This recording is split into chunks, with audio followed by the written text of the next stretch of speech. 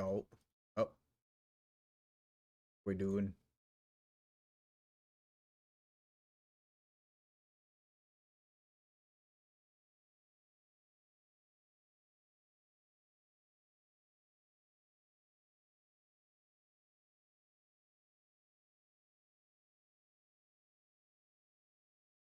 Oh, okay. So that does work.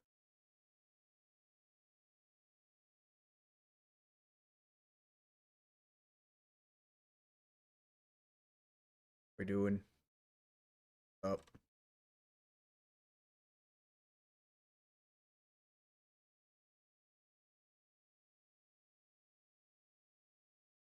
never actually streamed before. I've never actually streamed before on YouTube, so this is all very, very new to me.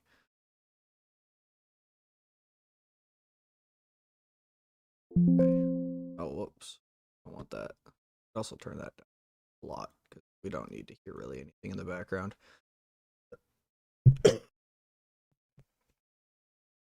What's up? How's everybody doing? I have some upcoming videos in the works. I've actually currently been working on a Desert Storm video because people were asking about the Desert Storm stuff. So I'm currently working on the Desert Storm stuff. Welcome in. I've never actually streamed before on YouTube. I've done it on Twitch before, but not like this. So um if there's like anything too loud or whatever the case may be, please let me know. Or if too quiet, either way.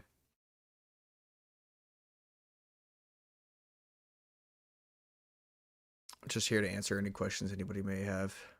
Um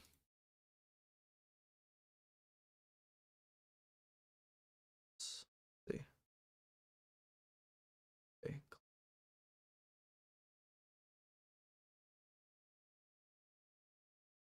Sorry, trying to there's a lot of brand new stuff going on. I don't know. I don't think I need.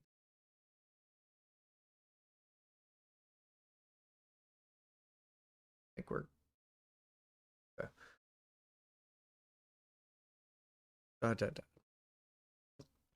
Got season 1 starting soon. Very, very excited to go through season 1 over here. 9 hours. Well, 9 hours until that first week is up. Sorry. Still fighting off some sickness, so I'm a bit like trying to get my voice still. Um anybody have any questions? Anything at all? You're here and you have anything that you want to ask or don't know what you're talking about or need some guidance, let me know. Otherwise, I'm probably not going to be doing much. I'm probably just going to chill in here for maybe half an hour, 40 minutes. Gonna do some random stuff. Like fight in the arena. Try to get it to the top 20 because the top 20 gets you some pretty good rewards. So I might actually need to change the filter property here. I think it's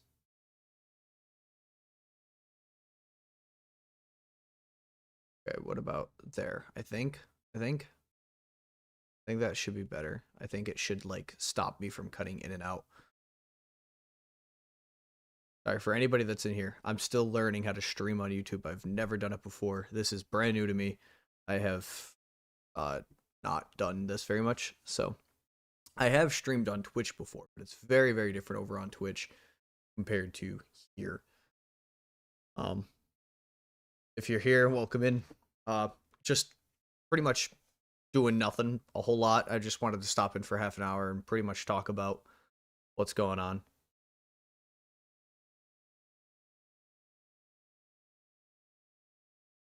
What this is.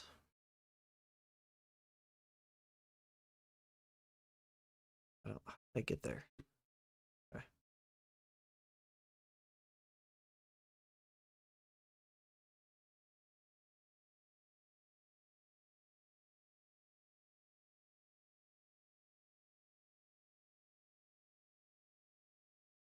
I get to this top 20. If you guys know about the server that's coming out, I am curious if you guys are interested in joining that. Um, because I talked to one of my best friends in the game, known him for a while. And we actually are going to be joining that new server the day after New Year. Oh, I can't believe I lost that.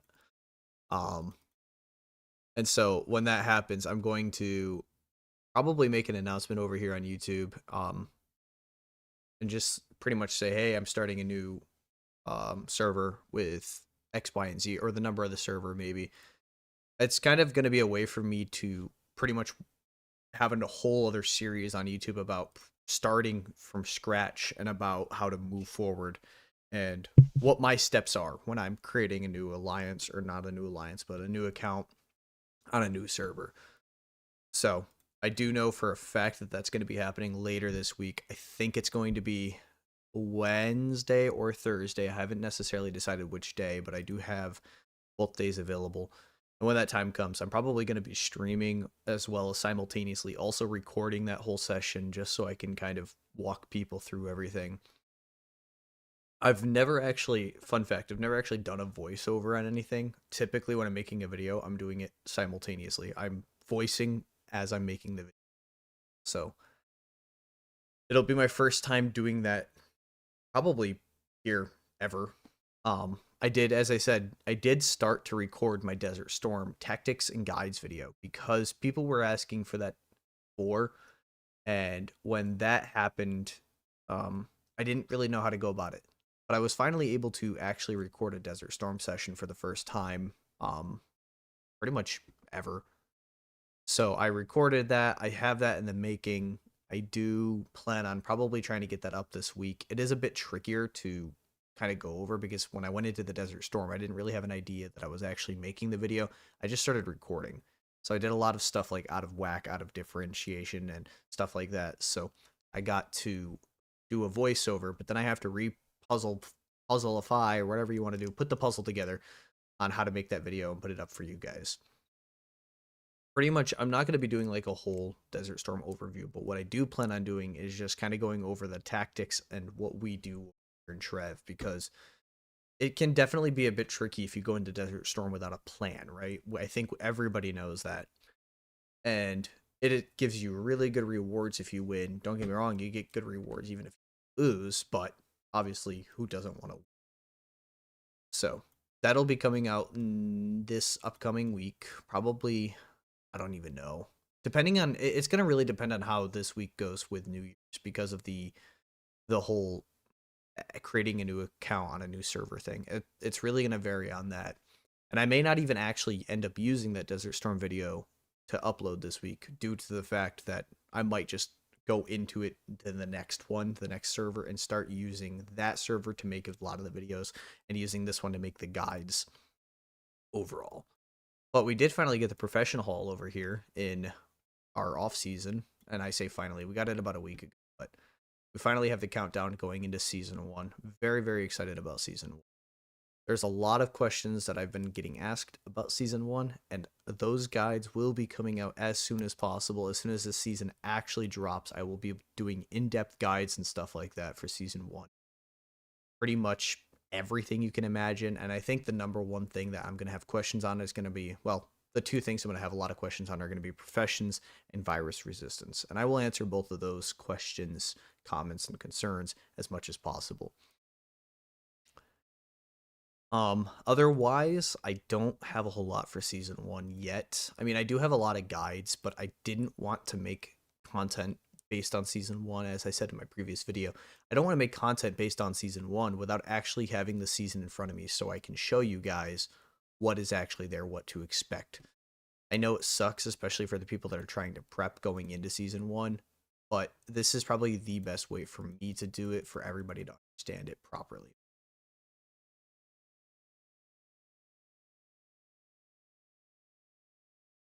Um, Sorry, taking a swig of water. I don't really have um much else to say about season 1. I think it's a lot of what we're going to have is going to be events based, or I don't even know because I can need to do a Warzone duel guide still, and I never managed to get around to doing that. And I kind of feel bad about that because, well, yeah, I feel bad because now I don't have a Warzone duel at least for a long time, and by the time the Warzone duel actually comes back around, and it's gonna be months down the line, and by then it's not gonna matter. I won't actually have a good efficient guide out for people beforehand. This double Christmas event has been fantastic. I love everything that they did here. I will say, I wish that there wasn't a limit on the parties. The Christmas parties, it's such a bummer that there's a limit on these because I I've seen so many people like I can't believe they're limiting what I'm able to do. I get why they limit it, but still I can understand both perspectives. Anybody any in here have any questions? I see that there's some people in here. I have no idea if I can actually see anything. As I said, it's my first time actually doing a stream on YouTube, so it's going to be a learning process. And thank you guys all so much for 1,700 subscribers. I posted this a week ago. My moment. It's 12/18. It's 12/28. So it's been 10 days. I was at 1.36 thousand subscribers, and I'm now at like 1.7. I think I'm gonna break 1.7 today. So it's been fun to grow with you guys. I have really, really sincerely appreciate all the love and support you guys show me. It's been fantastic. Let's see here. What else do we got? I don't think there's anything much going on today. I guess I can do my frontline breakthrough. I hate frontline breakthrough. Am I the only one that like purposely messes up so that they don't have to do this? I feel like I'm not the only one. I know for a fact other people used to do it.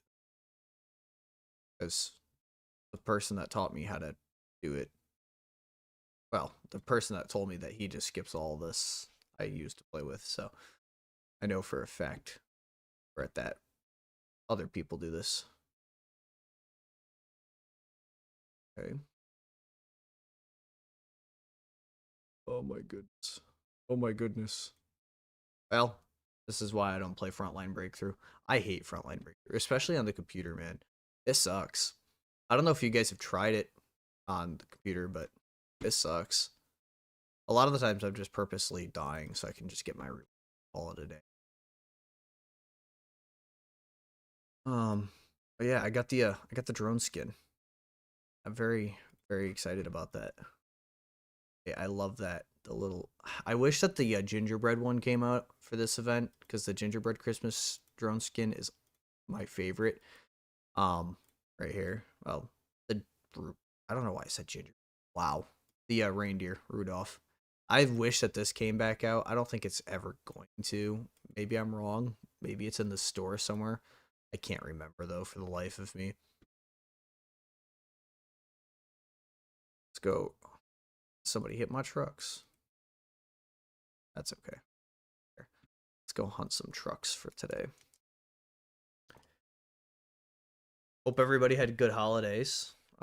I know that the holidays aren't technically over because we still got New Year's. I hope that everybody had a great time with their families this past week. If you celebrate Christmas, Merry Christmas. If you celebrate Hanukkah or Kwanzaa, I think it's Happy Hanukkah and Happy Kwanzaa. I think.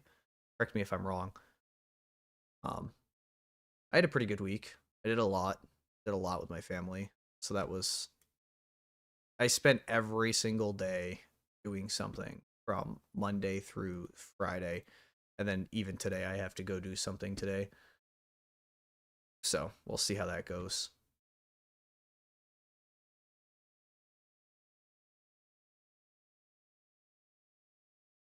Let's see what kind of trucks do we got. Sorry, there's a lot popping up on my other screen. Oh wow, that's a pretty good truck. 3 shards. I think they're supposed to be our ally. No, nope, they're not. Fam1 is not our ally. If you don't, make sure that you're hitting your trucks every day because man, it's worth it. The rewards that you get are fantastic. Is the quality on this good? Is what's it looking like? Is it blurry? Is it fuzzy? Is it looking good? Somebody let me know. Because if there's something wrong with it, I can try to see what I can do to fix it. but I don't know why it would be blurry unless there's something wrong. Do I also sound okay? I feel like I have to sound okay, right? I keep seeing people coming in and out. Um,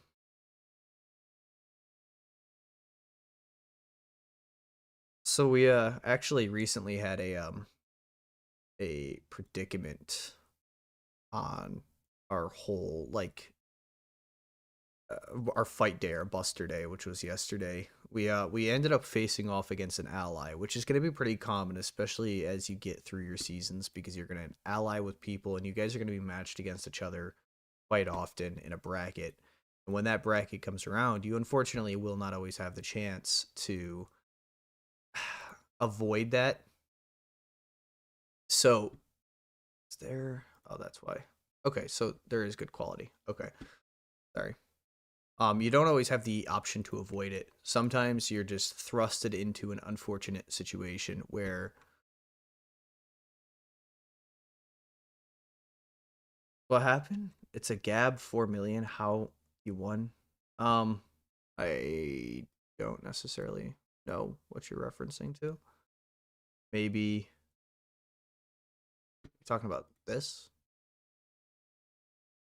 Oh, a gap. Yeah, it's a gap of 4 million. I see. Okay, yeah, I had the advantage of 4 million almost.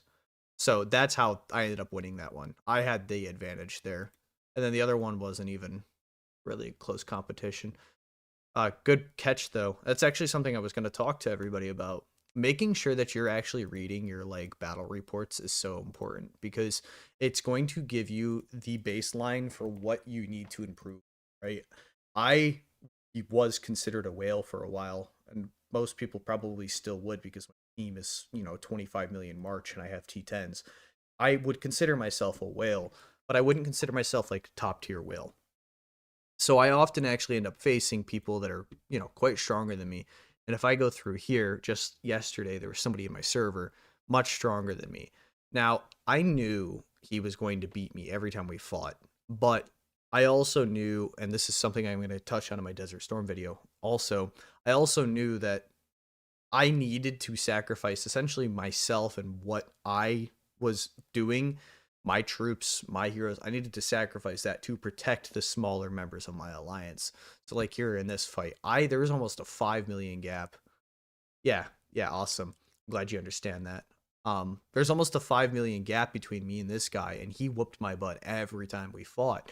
But I also had to have that understanding that I needed to sacrifice my troops and sacrifice stuff so I could get him off the backs of other people. It is my job. It is, my responsibility, not only as an R5 and a leader and also the president, but also as a server top player to protect the people that can't protect themselves.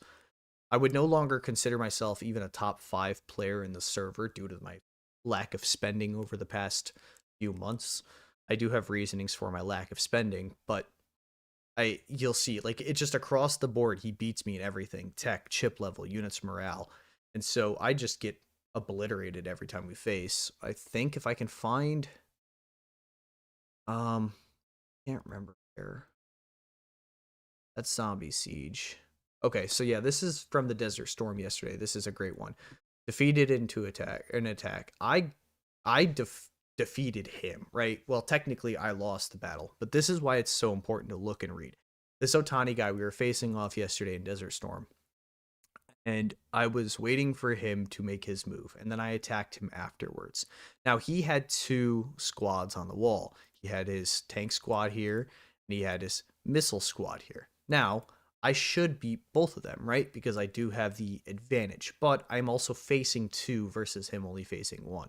So I easily beat his first squad on the wall, and then when his second squad came on the wall right here, I ended up actually losing this battle. Due to the damage that we ended up afflicting, or I took in the first battle, it brought it down quite a bit. So, as you'll see here, 24.4 in that first battle, and if you come down here, by the time I hit that second round or that second squad, I was down to 21, which means that I was technically at a disadvantage. Plus, I had aircraft to his missile, so that's even more of a disadvantage. However, this, even though I quote lost according to the game, I suffered a defeat. I pretty much won this battle, right? I lost, let's see.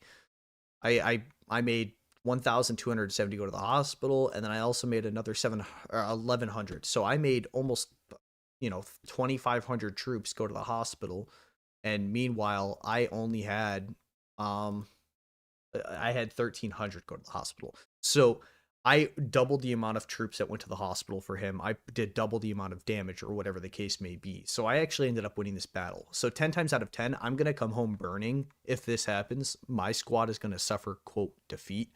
However, I feel like I won because I did all that damage to his troops. So make sure that you're understanding that not every time you come away burning is that a loss. It's not always a defeat.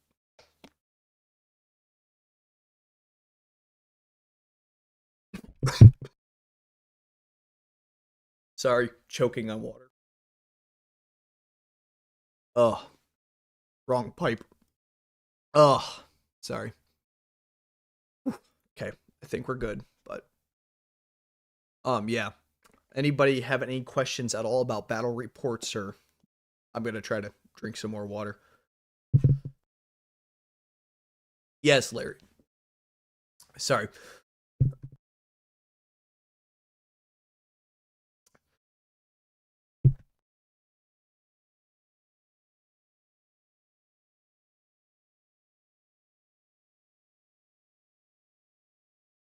You're absolutely correct, Larry. And that's why I unfortunately that's the example that I had was kind of a bad example because sorry, still trying to breathe here. Um the where is it? Battle report right here. So in this fight right here, the versus the Otani guy, I was actually I can't remember where it is. Like here, I was actually the attacker here. And you're completely right that the death rate for an attacker is far worse than the defender. That's 100% true. However, in Desert Storm, your troops don't necessarily die the same way that they do in the actual game's PvP. So you're completely correct in what you're talking about. Yeah, there's nothing about that, and I'm gonna try to see we just haven't had a Warzone duel for a while, so I haven't really done a lot of fighting. I try to not do fighting on fight day because I like to let everybody else run around and have fun. So, like here, defeated an attack. I attacked him and I killed no troops because of just the disparity. And I lost 550 troops. So that's a great number to see. Even though he completely blows me out of the water, no troops of his died. But if we come to the defense here, I think, and right here, even though I did less damage to him in the defense, I still killed troops. So that's actually a great example of the death rate being worse for an attacker than it is for the defender. If you're defending, chances are you're going to lose less troops. If you're attacking, you're probably going to lose more troops regardless. Even though he beat me so much harder in the attack, he lost more troops attacking me than he did just defending himself. Correct. Yeah, yeah. So the air against missile, that's a great point. Like something that I often see too many people forgetting about is that 20% difference, that 25%, it's like rock paper scissors, advantage that missile has over tank or over air. So like I was saying in this example here, um yeah, I definitely feel like I won there because even though after that first battle we were pretty neck and neck, the fact that he had technically the power advantage and I still did as much damage as I did because he has that 25% boost over me being missile versus air is even more fantastic. Yeah. And he beats me in pretty much everything, which is another, like, I think the only thing I beat him in here is no, I don't beat him in anything except for units. That's it. So he beats me in everything. Oh, and tech. I have better tech and units. So he beats me in everything, and yet at the end of the day, I ended up killing more of his troops or sending more to the hospital. Sorry, I'm still trying to recover from choking on water. It's funny how you forget to do like the basic things in life sometimes. Um so yeah, that was actually a great comment from both Larry and my other friend there. I don't want to mispronounce your name. Um, yeah, I think those are both great points because it really does come down to what you are paying attention to within your battle reports. Um, I think I did it twice. Yeah, so like it can vary, right? Completely vary. So this is the exact same guy, the exact same defenses. But if you come through here, I did less damage the second time around. Why is that? Because well, his my squad got hit even harder on the first time.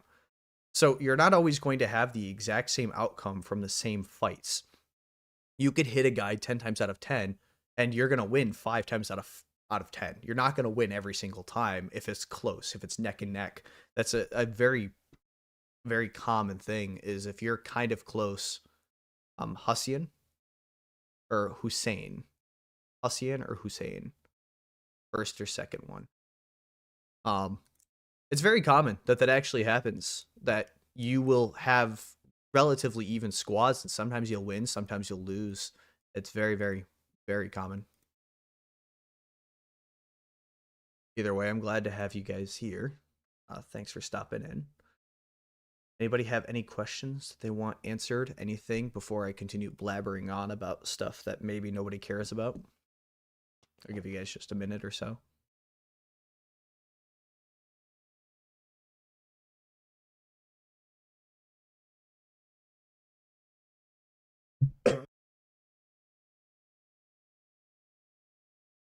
Um, when the new server goes live, it's going to be on reset. So we got reset tonight. This is Sunday night reset. It's going to be reset tomorrow, which is Monday night reset. Reset 2 days after that's Tuesday night. So it's going to be 4 resets from now when I open the new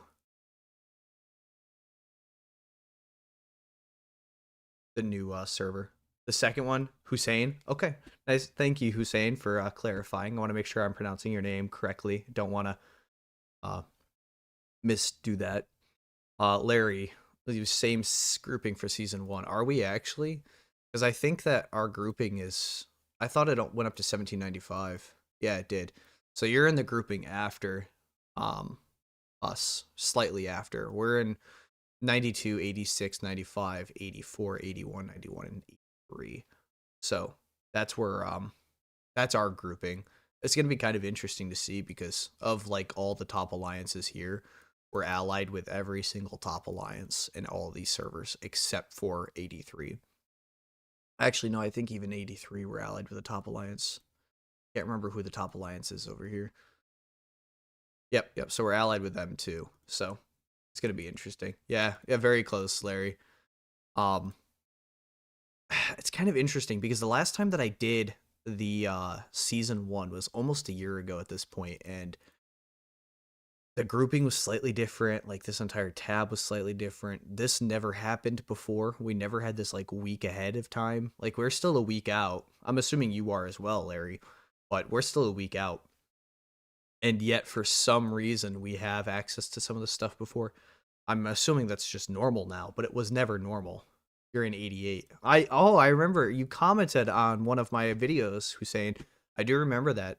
We didn't actually get to face off in the same bracket this time, which is a bit unfortunate because we uh we had a pretty good Warzone duel. I don't know if you remember facing us in Warzone duel. It was really early on in the game's life cycle, but we faced each other. You guys beat us, but um I had a pretty good time against your server, Hussein. It was a pretty fun time. Some of the people were awesome to be around. The Rock didn't talk to me. He didn't like speaking to me.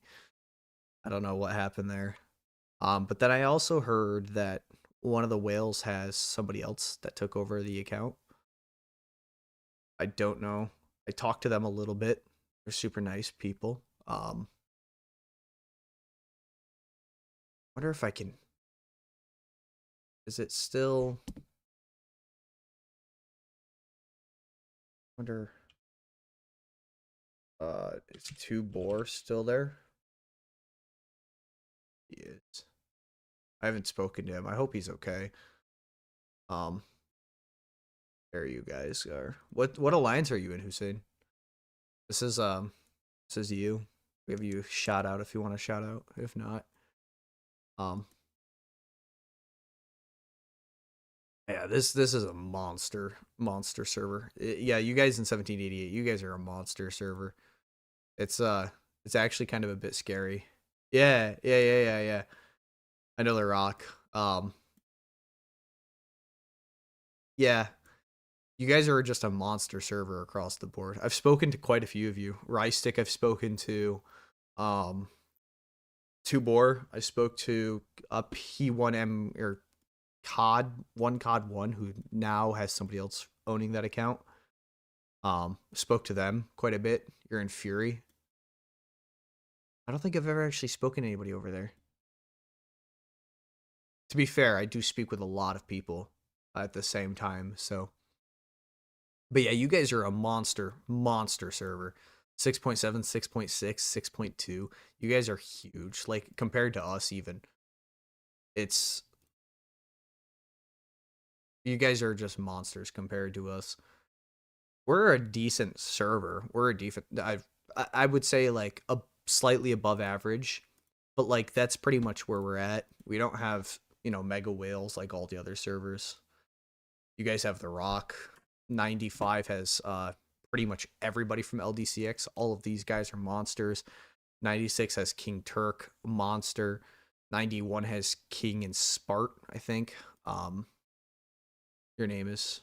Let's see if I can copy that. See if I could find you.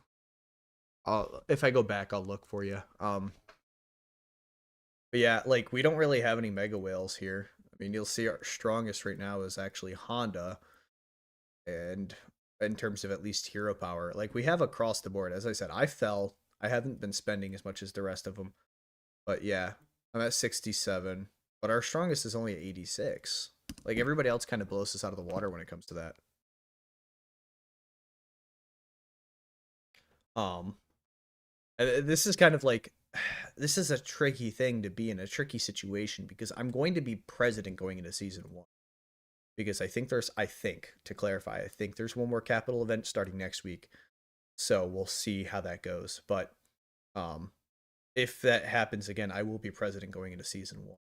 And so that's why I said it's a tricky situation to be in, right? Because we're not a super strong server. We don't have super whales. We don't have X, Y, and Z that these other alliances, these other servers have. But what we do have is the ability to work together. And this is why I preached so hard that you need to have communication and you guys need to work together, because realistically, we'll just use yours, Hussein, as an example. If 1788 were to come here, and let's say it's only like 30 people that show up in a Warzone duel or something like that, then no matter who shows up, whether it's their 3 biggest players, they probably will not win that Warzone duel due to the fact that participation or maybe communication is low.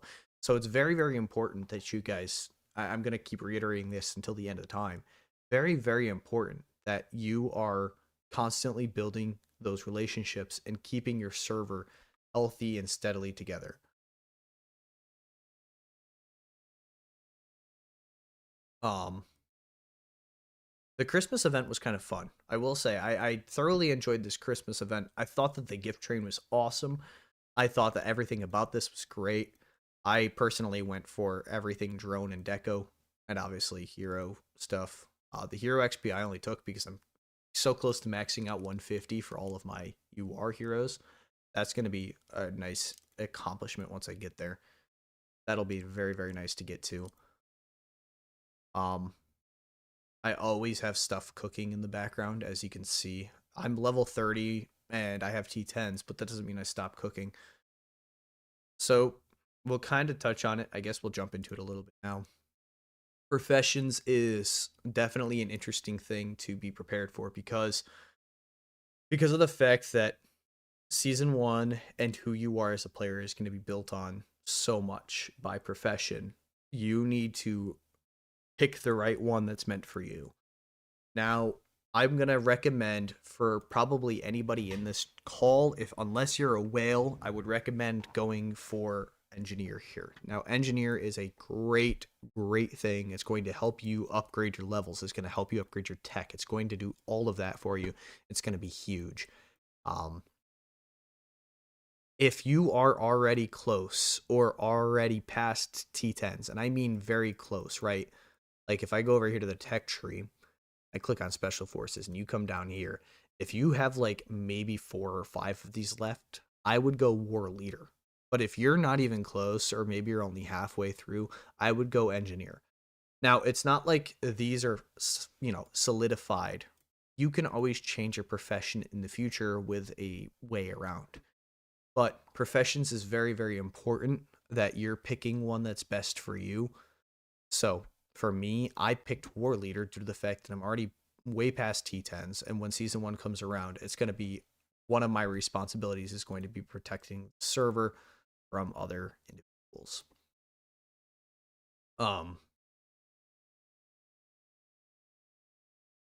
I love that. That's gold. Um, Professions are going to help. They really are. It's going to change your life. It's going to make it easier. It's going to make it a little bit more complicated at first if you don't know what things in those professions mean. But I promise it is worth it to take time to do a little bit of research into it. I would recommend 99% of all players to go engineer until they unlock T10s and then become war leader afterwards. Anybody have any questions, any concerns, complaints, quarrels? Sorry, I was trying to hit every single word that's similar in the dictionary. Eat a pistachio in the meantime.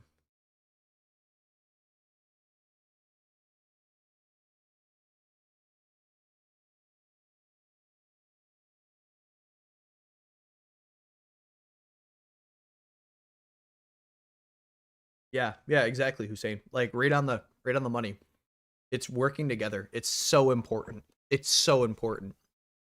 Because the second that there's any sort of, I don't even want to say it, like the second that there's any sort of disagreements between people or miscommunication or lack of communication, for example, it becomes a serious issue, a serious problem. Like even right now, I'm not afraid to be honest about what's going on in my server. We're struggling right now. We're struggling to find out who's going to get the level 6 lance in season 1.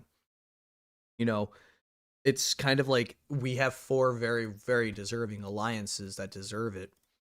NVIS, LOL, Trev, and Loom are all very deserving of it, but only 3 level 6 lands are happening. So currently kind of a hot topic we're all fighting with right now is who's going to get the level 6s and why do they deserve it. Um it's been a fight. It's been a fight for sure. People's feelings get hurt. People feel like they deserve X, Y, and Z. People feel like they deserve more love or that they should get this or that they should get that. And they all make really good points, but ultimately at the end of the day, regardless, somebody is going to be left out. Somebody's feelings are going to hurt because there's just no way to go around giving away more than what we have available.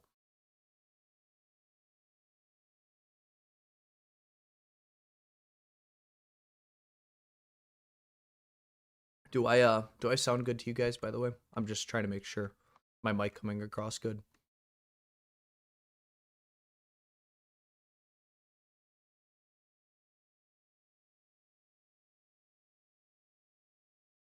I know I sound good in my when I'm making videos, and I know I sound okay then. I'm trying to make sure I sound somewhat okay now. Um I'm excited though. I'm excited to see. We got one this week in VS. It wasn't really close. I mean, it may look a little bit closer. Where are we? 11-2, but that 2 day we kind of just gave up because we had already won today. So that was whatever. It was pretty much a sweep this week against our allies. It's going to be interesting to see because this Diamond League is a brutal Diamond League. I have been in Diamond League before. This is arguably the hardest Diamond League I've ever seen. Awesome, thank you, Kirk. This is arguably the hardest I've ever seen. Good and clear. Do your campaign. Yeah, so I've been trying to do my campaign. Uh, I managed to get my tanked up. I have 3 of them up to 50. I can't get well, firstly, I already beat this. I just have my tanks, my missile squad here, and it's my weakest squad, so I can't go any further. I'm just getting extra stuff at this point.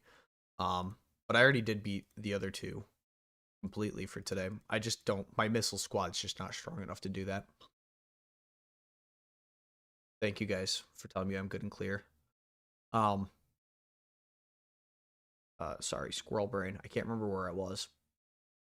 Can't remember what I was talking about. Wow. I really blanked hardcore. Can't remember now. But either way, I guess we'll. What's what's everybody's at? Everybody that's here. What server are you from? Where are you guys in terms of your server like day history? Have you played season 1? Really, the main thing I'm curious about to know where everybody's from. What server are you guys from? As you can see here, I'm from 1789. I also have had previous accounts. I played on like 565. That was my first ever one. 960. Played on 1099, and now I'm here. I have quite a bit of history in this game. I'm not perfect by any means, and I definitely have been humbled a couple times through my comments on my videos, and I do appreciate that. If you guys do comment on my videos, I'm sure by now most of you have seen, I do try to respond, I do try to like a comment, and I do try to keep up with it. A couple times now in my videos, I've actually gotten pretty much told that what I thought I was right was wrong. 1904, day 68. Awesome, Scott. That's awesome. 1904, man. Wow. We're in what, server 2000 something now? It's crazy. I can't wait. I can't wait to do the new server with people. I think it's going to be fun to see who wants to join it. I know for a fact I have at least one person. That's somebody that I played with on. This will be our 4th server together. Go. I like to go around spreading love, knowledge, and joy. I'm not leaving this server. This server's become my permanent home here. So I'm staying here, and I'm not going to be an R4 or R5 in the new server. I'm just going to be a normal player.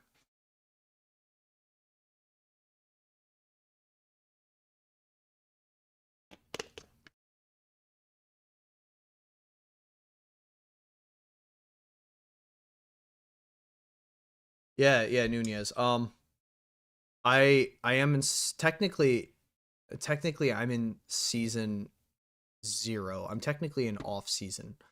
Season 1 starts in 7 days. So I am very, very strong. I have spent a lot of money, and I'm definitely gonna sit here and tell you, if I don't regret it. This is what I do in my free time. This is what I'm doing now, trying to make a living out of it. Maybe not a living, but I'm making extra money from doing the YouTube stuff portion. I've spent quite a bit of money to get where I'm at, and I've enjoyed it. I enjoy the game. I enjoy the people. The people here are fantastic. For Christmas, I did a bunch of giveaways for them. I gave away a lot of money to the people here because they have become my family, and I love every last one of them. Very, very, very grateful to be here. And yeah, many allies will fail because of the selfishness. That's a very, very good point. Being selfish will get you killed in this game. You will lose long term. You will. And that's mainly due to selfish people will push others away. In times of need, they will not get that help. You're completely right.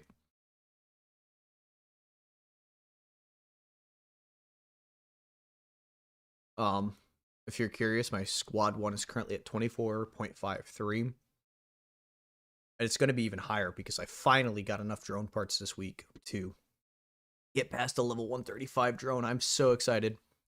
I'll be up to level 140 this week. I have plenty of drone data, and I only have 817 drone parts, but I do have all of these choice chests that I'm super ecstatic about. I have plenty of gears here and stuff. That'll be nice.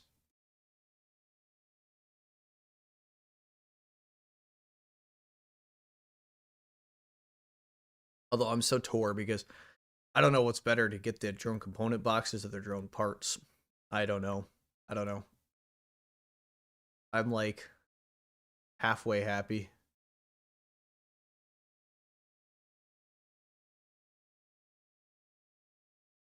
I am not. Good question, Nunez. I'm not the strongest in my server. In fact, I'm not even close. That's why I said like we're not super strong. We're not super top tier, but we are.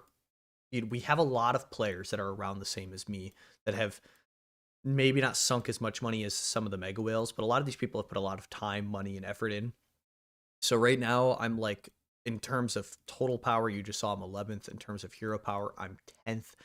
However, I don't think that's a good measure. I think it's first squad first squad is probably the best measure. I'd say I'm still probably like 6th or 7th, maybe my server in terms of power. You're from 1246, awesome. 1246. I heard great things about the 1200s. You're free to play in season 3, and you're just 31.4. That's not bad at all. You have to remember there's a huge difference between free to play and spending, right? Like I have spent thousands of dollars on this, and some people would call that stupid. And I actually had this comment with somebody that said that, people who spend money on this game are stupid and yada yada. At the end of the day, I've always believed that your money is your money. What you spend it on is your business. You know what I mean? And I'm open about it because I have spent quite a bit of money on here, but I enjoy doing this. I enjoy playing this game. I enjoy the people, as I was just talking about. And I don't regret spending a single dime. I don't. And now with doing this whole YouTube thing, it's kind of actually worked out for me in the long run because it allows me to make more content for people, which in turn ends up paying me back essentially. Maybe not nearly as much as I put in, but still. Server's a monster server. Yeah, yeah, server is a monster server. We're a strong server. Don't get me wrong, but my God, we are just in a monster bracket. If I'm gonna give you a quick overview of what our bracket looks like right now, we're in a monster bracket. 1795 is a monster bracket. They have huge players. Like, granted, their 10th strongest is not stronger than our 10th strongest because we're very even across the top, but they're a monster server. Another one that's not monster server, 1786, man. Wow, these people are monsters. Again, maybe it's not necessarily that their 10th player is as strongest as us, you know what I mean? Like maybe that, but their top is just so heavy. They have 4 people at 100 million hero march. Um, and then in my opinion, the favorite to win it all is going to be 1791, and we unfortunately, well, fortunately, because I love them, but unfortunately, we matched against them, which we're not going to be. But man, these people have some monsters. 2 huge players here, and then across the board, they're just top tier. They are a huge server. Nothing but love for all of these people. All these servers have been fantastic. I love them. And our friend Hussein here is actually from server 1788, and we were just talking about they're also a monster server. Um, and yeah, I agree. I agree, Nunez. It's not stupid to spend what you enjoy. If people like going to Disneyland and Florida, Disney is $1,500 for 3 people to go for a day. I don't think it's stupid spending that much money. I think that if they enjoy that, that's what they do. You know what I mean? In 3v3, what the criteria for pairing you with an opponent? Sometimes as you move forward, it's like a night and day difference in power levels between you and who they pair you with. What am I not understanding about the pairing? Okay, so it depends on what you mean, and I'll do both. I'll kind of touch on both.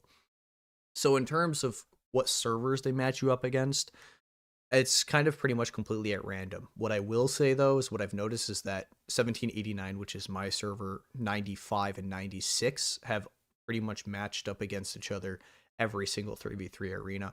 '93 is a new one. Before it was 1787. We had, but it's been pretty much this core group of four. I don't know what the criteria here is. I think that it's based on roughly about the same level server, or maybe it's always going to be about the same age of the servers. But I think it's about power too, the average power of the player and the server. But if you're talking about specifically who you're matching up against when you're facing one person in 3v3, that is completely at random. There is nothing that it's just somebody chose. You could face the same guy 4 times in a row. Um, Forgot like that, for example. I lost. I knew I was going to lose, but um, you could face random people there. It could be somebody 15 spots below you. It could be somebody's 20 spots above you. It could be completely random. Like this dude is 10 million hero power stronger than me. Guess we'll. I don't think I'm gonna win. Got missile. So, um, there's not really much to understand. It's just a bit of a confusing thing. Like I unfortunately am.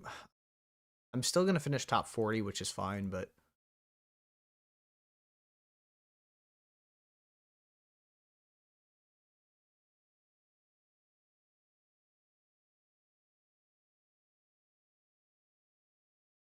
um.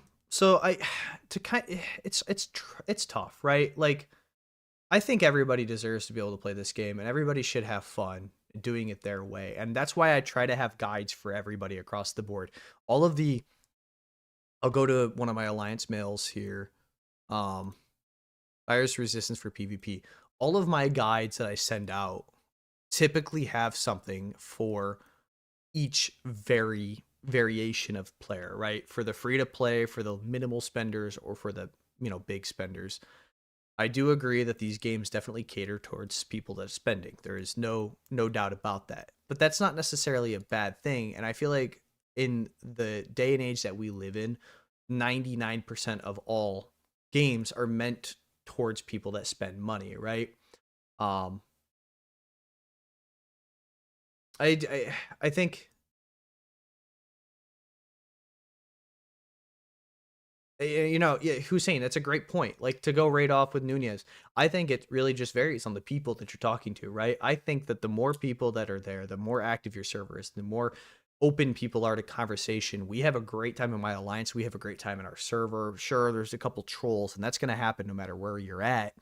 But I think that that's the main thing, right? I think playing this game is a luxury already because 90% of people may not play this game, but this game is already on the rise. They're the number one selling game on the App Store, or at least Google Play Store, I think, something similar.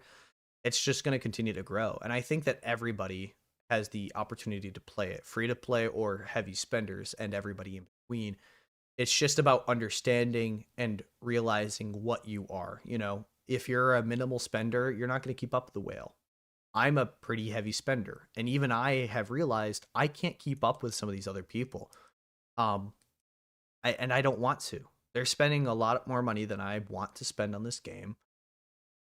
Or not that I want, because I would love to spend as much money on this game as I possibly can. But it's just about, for me, the comfortability of knowing what I have for my range or what I have for my budget, per se. And what up, janitor? Nice to see you. Thanks for stopping in.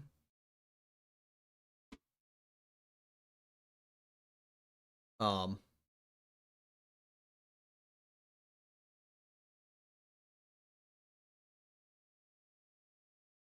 yeah. Yeah, I think that everybody deserves a fair chance to play this game, and I think everybody. I often think that people get kind of discouraged, or they get kind of brought down due to the fact that they may feel like they're not important because they're not spending $1,000. That's just not the case. Everybody's important. Every single person is important, whether you're spending $5, $0, or $100. Everybody plays a very important role in maintaining server health, because there's only going to be 5 whales for every 5,000 players. You know what I mean?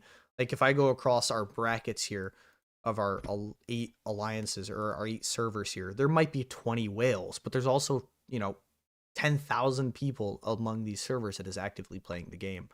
So, very fast grower for free to play. I only started during mid season 1. My account was just an idle for 6 or 7 months. Yeah, no, absolutely. I think being a fast that's very, very important. I've kind of pushed on my people is growing really quickly is super important. You don't have to be the strongest, but the faster you grow, the more likely you are to be able to catch up to people. Um, I have an account that's been idle for a few months, almost a year actually, since I stopped playing it. And if I wanted to go back, I probably wouldn't because it's been way too long. But yeah, from 1869, nice janitor, awesome, glad to see you. We're only 80 servers behind. Why is Tesla so underrated? Is it because of the class? I'm level 27, barely spending money. So that's actually a great question. Tesla is very underrated by the community because he's a missile. You hit it right. You hit that nail on the head. Gameplays because he's a missile, and unfortunately, the problem with missile is missile squad is pretty much a squad strictly for heavy spenders until about season 1 to season 2. Like even I have spent a lot of money, and my missile squad is still not top tier. Tesla is probably a top 5 hero in the game, maybe even top 3. You could make that argument. Tesla's so very, very good. But unfortunately, unless you have an all missile squad, he's just not going to match up very well against most other squads, and it's just harder to grow him versus the others. I personally love Tesla. He's my favorite hero in the game outside of Carly. Carly is my absolute favorite. Then it goes Tesla and Schuler, or Skyler, however you want to pronounce it. But yeah, no, you're completely right. Tesla is very underrated, and it's because of his class. Yeah. You're level 27, barely spending money. Awesome. That's fantastic to hear. That's very, very good. Very good growth. Um, and I would go as far to say that that's really good. A lot of the people here, even KH here, KH just hit level 27, and they buy the monthly pass. They've bought the heroes, and that's pretty much what they've done. A lot of the people here, Rip Ricky barely spends any money on the game. He's high level, and I think that it's a very scary thing for new players, or maybe players that don't have the knowledge, because they don't understand how it is to grow or the best ways to grow efficiently, and they're not being given the guidance. That's something I preach here. Um, um, Something I preach is that I think it's very important to understand how to grow efficiently and how to grow properly, because too many people, like Clash of Clans, I used to play a lot of Clash of Clans, and they want to level every building up to the max before they move on. And this game isn't like that at all. It's more or less just about pushing your HQ up, focusing on HQ and your troop levels. That's pretty much the main portion here. And also these 3 buildings back here are very important. The drill ground's very important, and then your centers and your tech centers. Those are the main buildings in the game, at least in my. Um,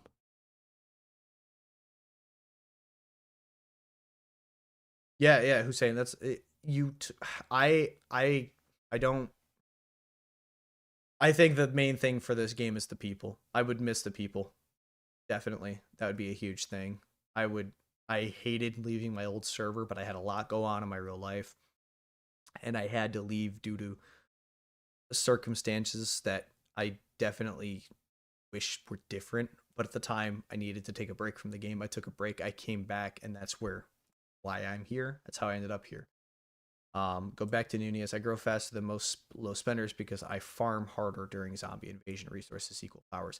Yes, sir. Zombie invasion is so, so, so important that you're capitalizing on using all of your stamina. You may notice that I have a lot right now. I have a lot of stamina. In fact, if I go here, I have 7.8 thousand stamina. I did not participate in the last zombie invasion because I was incredibly sick. I was so sick. I had bronchitis. I was fighting it. I couldn't breathe. I couldn't stay. But this next time I will be using all of it on zombie invasion. It's the best event in the game, 100%. Easy. I'm a newer player, day 38 of the server. I'm a low spender focusing on air team. Currently don't have access to Morrison yet. Should I focus on 4-star and Kim in the meantime, or 4-star Carly? If you're focusing air, go Carly. Kim is fantastic, but Carly is the best air defender of the two.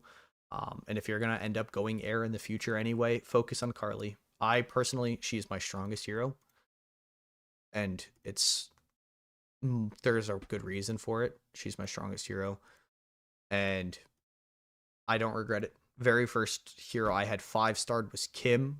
Very second one I had 5-starred was Carly. Um, for what it's worth, your videos are very helpful, and now I'm grinding for the game since I began to learn it because there was a cap I hit around level 20 22 without learning. Thank you, Gameplays. Seriously appreciate that. I'm doing my best to provide content that's actually helpful to people. I see a lot of guides on the internet. I see this on the internet, and I see that on the internet. Things that you look up, they may not have the answer, and it's just I kind of got tired of trying to direct people to stuff that wasn't necessarily correct. So I wanted to put my own thoughts out there, and not a lot of this game is opinion based, right? So what I may tell you to do, somebody else may tell you is stupid. And I think that's something that we as a community need to accept, that a lot of this game is opinion based. And what I'm telling you is going to help you pack the biggest punch and grow the fastest way possible. You're just not ever going to be able to keep up with the people that are spending gobs of money. It's the number one rule. The air plus Murphy combo. I do not know the air plus Murphy combo. Is it because he's got the physical damage resistance? Because, yeah, the physical protection. I'm assuming that's what you're talking about. It's not a bad combo by any means, and he is number one for me. But Lucius, I end up bringing back because Lucius is... I just like Lucius a lot because I would rather have him over help against the tanks. Can a free-to-play really go air main? Yeah, absolutely. I mean, it's going to be a bit trickier because buying Morrison is a bit harder. But like here in the glittering market, eventually all these heroes are technically free, right? Morrison is the only one that you can never get completely free to spend unless it's in like season 4. You will have to spend $5 to get Morrison at some point. But every other hero you can get free to play, and you may not even have to use Morrison. You can always just use Kim in there if you really wanted to. My 5-star DVA first, was that a mistake? No, absolutely not. DVA is fantastic to 5-star, and she's a lot easier to 5-star than Carly because DVA's easier to get shards for and quicker and cheaper. Carly is probably 4th priority. It depends on what type of a guide you're looking at. If you're looking at air guides, that's completely wrong, at least in my opinion, because Morrison doesn't even come out till like day 80. So Morrison would be last, and Lucius comes out day 72, I think. So Carly at minimum would be 3rd, but I would still put her above Schuler. Quick question. Just got the pairings for season 1. Do only those servers invade you and we can invade? It more open than just this pairing? As far as I can remember, as I said, it's been over a year. It is just that group of individuals. Or that individual group of servers. Now, it's a lot more touchy than what it may seem because there's only certain days of the week that you can invade and stuff. But a lot has changed in season 1 since I last played it. So I'm like 85% certain that it's just those 8 servers. I joined the number 10 alliance and we dropped to 13. I'm in a tough spot. I'm about to start base level 30 and T10 troops. Holy valor. Yes. But I'm getting headhunted by top 2 alliances. I love our people. It's definitely a tough situation to weigh. What is more important to you, winning or being with a group of people that you enjoy, or both, right? I think you can have both as pretty much anywhere you go. Here, we try to have a very competitive environment in Trev. We love winning. We love all that stuff. But we also try to have the people environment, right? It's honestly, it's up to you. It's up to you. Do you care about winning? Is that more important? And if so, maybe you can talk to your alliance about potentially having a bunch of people move up into the top 2. But it depends on what you mean by headhunting by the top 2 alliances. Do you mean that they're actively trying to kill you and your people? Or they're just trying to recruit you? I actually disagree with the build HQ fast method. I built up to everything to level 20, gave me a great foundation, and updating my required buildings in HQ. So I don't necessarily disagree, but I think there's stopping points, right? Pushing your HQ, rushing your HQ up to 20, and then maybe backfilling is okay. Then from there, Don't stop at 21, don't stop at 22, don't stop at 23. You want to get to your next troop level. So I think that it's okay to stop at certain HQ levels. And in fact, the early guides that I sent out to my people was all about get to HQ 20, backfill X, Y, and Z, right? I even give them specific guides on what buildings to backfill. And then going straight from 20 to 24, rush to 24, and then backfill. And then from 24 to 27, and then backfill. I don't recommend stopping at those odd in between HQs though, because it's going to be those next troop levels are going to be a huge boost for people. I think an early methodical build is better. You're not completely wrong. I think it just varies though, right? I think it varies by the person and how much money they're spending. Janitor, I already answered that. You exchange Morrison with Murphy. It is much stronger actually. I saw Qatar and other Krakens doing that combo. Morrison with Murphy?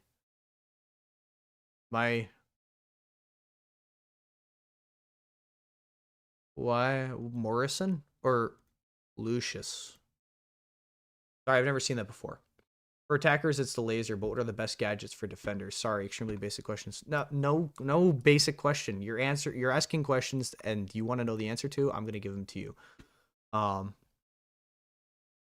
Radar is the best. Absolute best for defenders. And then chip, at least in my opinion, is second best. But armor, I would probably go radar, armor, and then chip for defenders. Radar, armor, and then chip.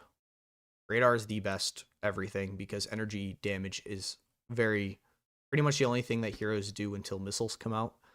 And then armor, and then chip, and then guns finally.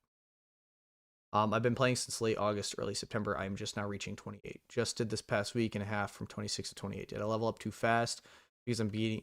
No, so that's the thing, right? Like you're gonna lose to people that are level 25 and they've spent 2 or 3 weeks at level 25, right? Versus if you're a level 26 and you only spent a week at level 26, the person that's at 25 is going to beat you. And that's why I say, right, it depends. Everybody has their different opinions on this, but in my thought process, rushing up to your X HQ level, so you just said 28, if you get up to level 28, now you're going to be able to take that time to backfill, right? It's tricky. It's very, very tricky and it's very opinion based. But regardless of the circumstance, even if you become a super, super strong 27, level 27, you're going to still lose to people that might be lower or might be higher than you because it all depends on what they're spending on, right? Honda, for example, our server whale, for a long time was only spending on heroes. He was beating me head to head. He was level 24, I was level 30. So I think it all varies, and each different battle and each individual is unique in what they do. So you could face somebody that has a beefed up tech versus you. You know, they had have 6 million power in tech, and you could only have 2, so they're gonna win that fight.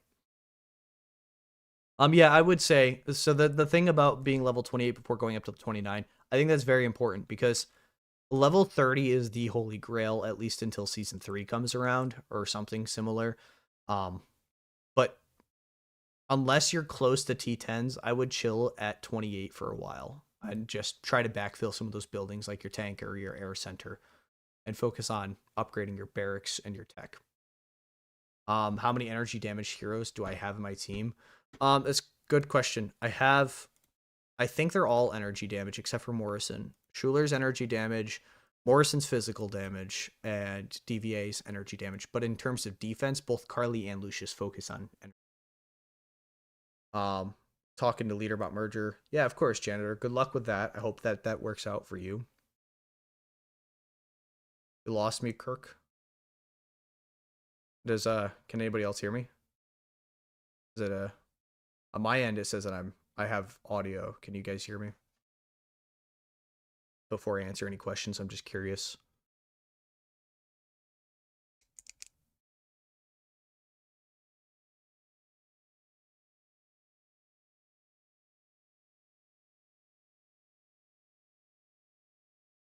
We good? You guys can hear me? Yeah? You can't, let me know. Okay.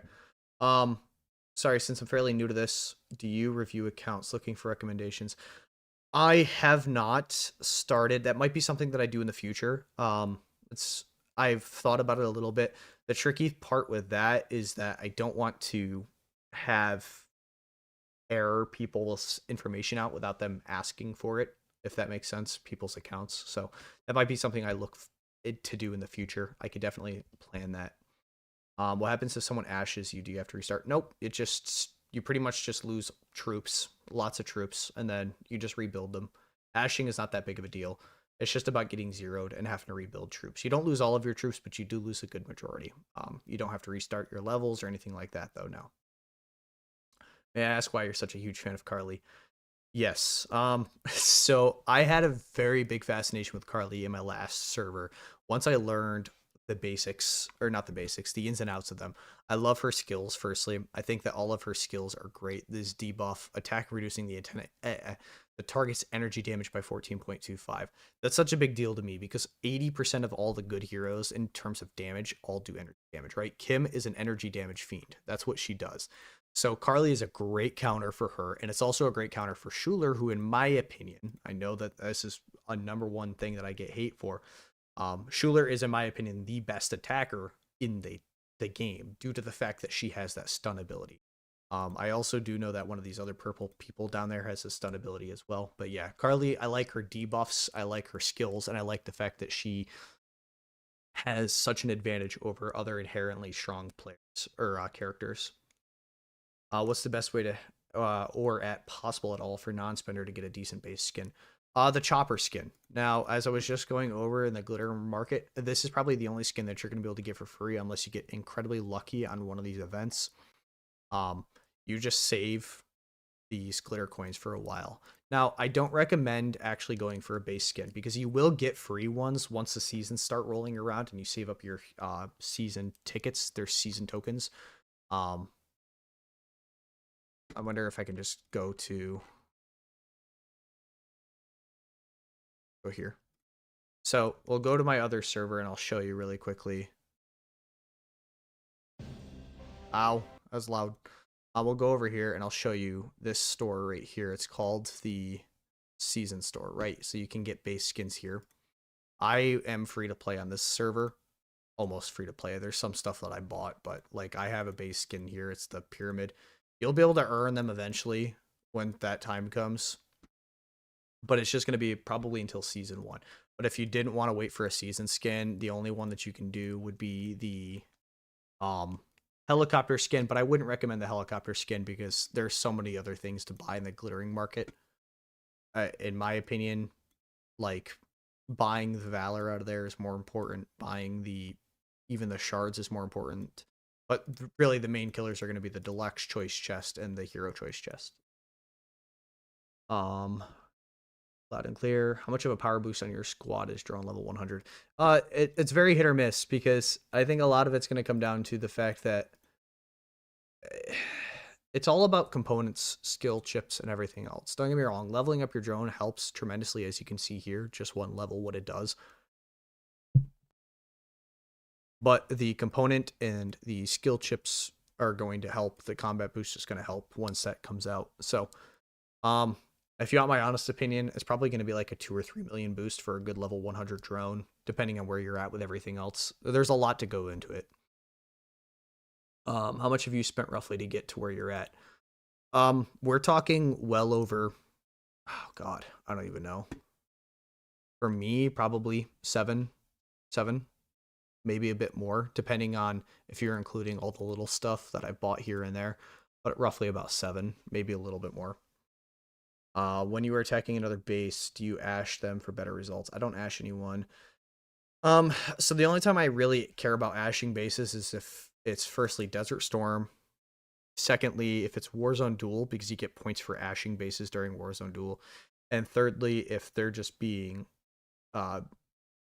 over the top people, like if they're being dramatic or if they're saying things that I don't necessarily like or agree with, then yeah, I'll ash them.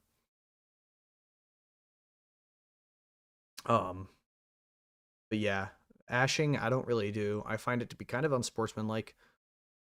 Although I don't think it's really that big of a deal. You know what I mean? If they're ashing me, I'm gonna turn around and try to ash them. That's simple.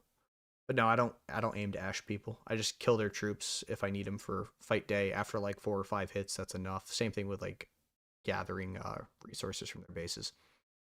you switched account and have a different server regardless of the same location IP. We can create a new account. We get a new server with every new account. So you can create new characters. I can't show you on PC unfortunately because it's not available yet. But if you were to like click on your profile in the top left, you click on account, manage characters, you can create a new character, create up to 1 characters in each war zone. So like I was in 1099, now I'm in 1789, and that's where I'm playing. You can just create new characters. Won't let me on PC, but you can create new characters. So you can also create new accounts, and you can have multiple characters on the same server. I don't recommend any of that. Um, but yeah. Ashing on Buster Day is just insult injury. Yeah, no, it 100% is. I mean, I feel like if you're ashing, it's your prerogative, right? I don't think that there's a difference. If they're unbubbled, it's completely on them. I'm a huge believer in bubbling, right? Shielding. You're in 1795 Rain. Are you LDCX by chance? Because I was talking to owner quite a bit, and owner shared my account. LDCX, they shared my YouTube channel through the chat from what I heard. So, all right, give me just a minute. I'm gonna go grab a water, and I'll be right back. Drop your questions, and I'll answer them as soon as I get back.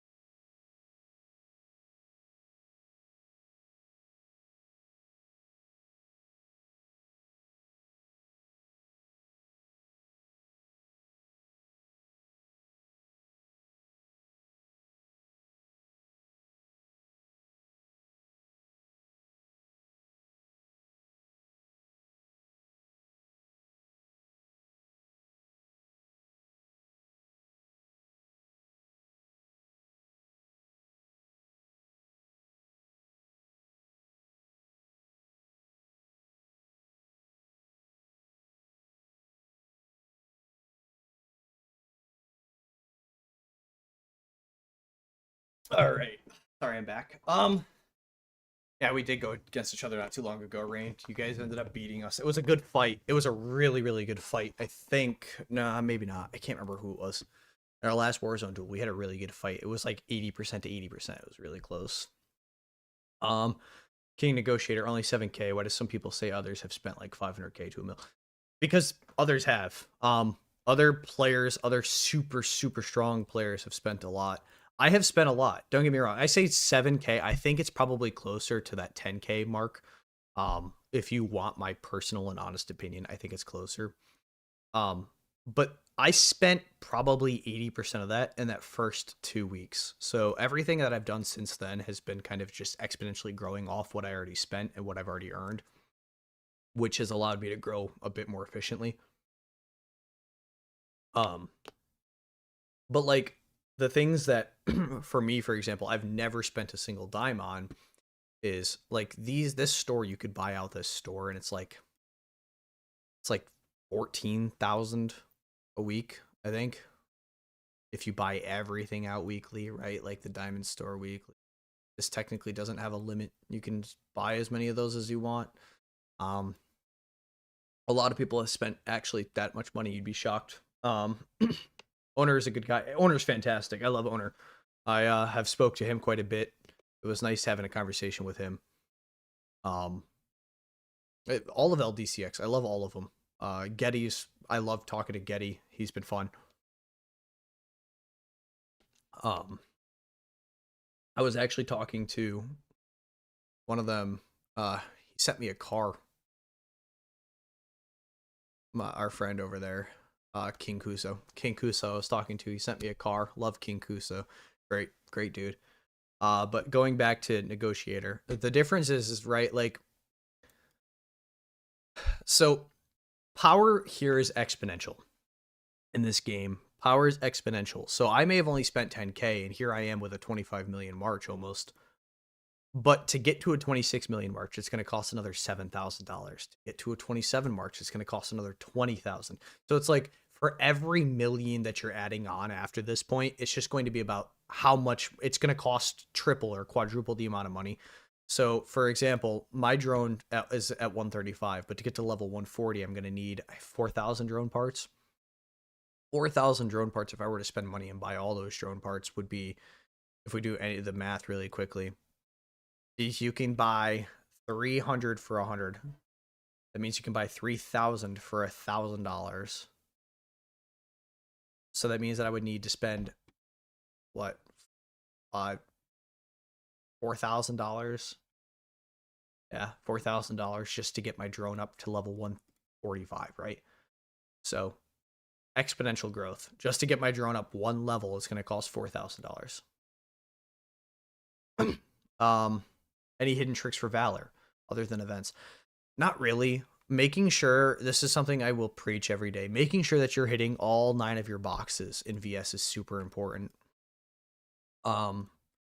Making sure that your VS Alliance Dual tech tree is maxed out is very important. It's going to help you very much with that. That's pretty much it. Doing the events, you said outside of the events, if Goldies is going to be your best friend for that, Warzone Duel, participating in everything, maybe not even being number 1, but at least participating in each event is going to be a huge help for you.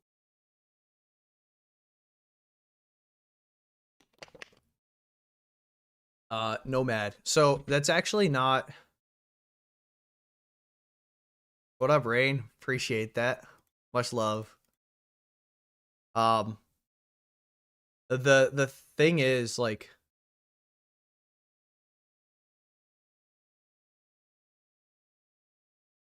hold on a second, sorry. What level allows switch and daily start? So it's actually not a level. It's just about a days in the server. So like here, I can buy every hero daily, and I think it's after like day 100 or something that becomes available. It's literally just a certain day in the server that becomes available. The 25 cards next to your picture. The gold bricks here. So this is actually the in-game currency. You can buy gold bricks with real money. And it's cheaper and more efficient, and also you get 5% more, and you get to, it's just cheaper to buy the gold bricks versus actually buying it through like the Apple store if you're on iPhone or something. Tricky geopolitical question. As prep for season 1, the land has been divided. However, as folks grow in power, calls for rearrangement become prominent. What's the best way to manage that? So we're actually kind of going through the same thing in our server, right? Because we have 4 top alliances that are all deserving of a level 6 land. And so the geopolitical climate right now is, as you said, who gets what and how do we know? What is the best way? Well, the number one thing I can tell you is participation. The alliances that are participating more than others deserve the land. Loom has been number 1 in our server in terms of participation since the beginning of time. And I absolutely am in 100% agreement that I think that they deserve a land. But a lot has kind of happened within their internal ranks here recently. So it's like maybe is a bit scary for the rest of the server to get behind that. You know, same thing with Trev. Trev has been number 2, if not number 1 since the beginning. But due to, you know, circumstances here, maybe we're fear. It's tricky. It's tricky. I'll tell you what, the 3 things you should weigh though are alliance power does matter, yeah. But secondly, whales and where the whales are in the server. I know it sounds weird, but catering to your whales is going to be a huge help later on. And thirdly, and the most important, this accounts for maybe 70 to 80% of all discussion here, is participation. What alliances are participating the most, and what alliances are helping the server the most? The top 3 to get the number 6 lands. How would that 4K compare to time to just playing to level that drone up? I may be too broke to play this game. No, it's a negotiator. That's I'm not laughing at you, but I'm laughing at the comment because it's kind of funny. I spent a lot of money on drone, but up until this point, I've maybe spent $4,000, right, on my drone. I don't think it's actually that much. I'm just using it as an example. If I've spent $4,000 on my drone up until this point, my next level is $4,000. I have not spent a single dime on my drone since level 130. And before that, I spent maybe a couple $100 on my drone. I spent really early on, I bought a lot for my drone, and I haven't bought anything since then. Your growth is always going to be slow compared to whales, but you have to remember, as I've been saying pretty much all video or all stream, you're not trying to compete with the whales. You're just trying to compete with people that are around your same weight class, right? Yeah, it's like you don't have a heavyweight UFC fighter facing a lightweight or a featherweight. So just focus on yourself and focus on the people that are close to you and what you're capable of. Do not spend money on drone if you don't want to. Don't spend money on the game if you don't want to. It's completely your prerogative. Just fight the people that are of equal strength to you.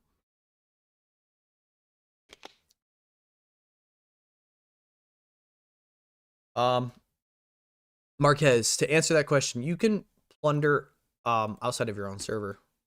If you click on trucks, for example, at some point yours will open up if it hasn't already. Up here in the top left, once you click on your trucks that you're plundering, there's this little filter. It's called filter out trucks from your own war zone. You click on that and it automatically takes you out of your own war zone in terms of trucks. From there, what you can do is you can click on any random truck and it takes you to like here, 1796. This is taking me to server 1796. And then from there, I can just go around searching for trucks if I want to, or secret tasks. The best way to find secret tasks is go to the center, find top alliances, and look for little crates. So like here, for example, I can plunder that server's secret tasks. Most of the time it's not attacking your own server in terms of the rules. It's just don't attack anybody that's in an alliance. Just do your best to not attack anybody that's in an alliance, top alliance preferably. My rule of thumb has always been preaching to people to just plunder or attack all bases without an alliance tag, because typically that means that they have quit the game. Also, you see me plundering purple tasks. Don't do that. Only plunder the orange here. But if your alliance is following the rules, a lot of the times they'll just be sharing that immediately. Or you risk being ashed. Is there a way to go out of servers waiting until Buster Day? Not really. Just using a bubble. That's the best way to go about it. You can buy them in the alliance store here. These shields, I call them bubbles, so you can buy them here. And you activate them immediately at reset once that starts. So,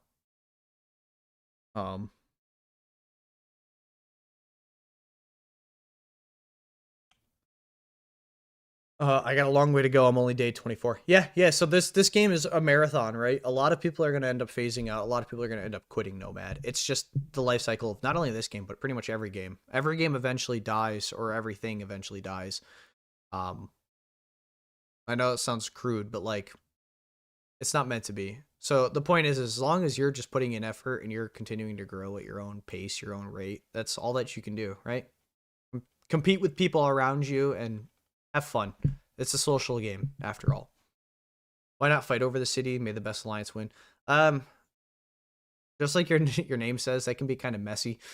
It can lead to a lot of fighting. That may end up being what happens in some instances. Like for us, it may just be the first 3 alliances get to level 6 lands, gets level 6 lands. That may just be what we do.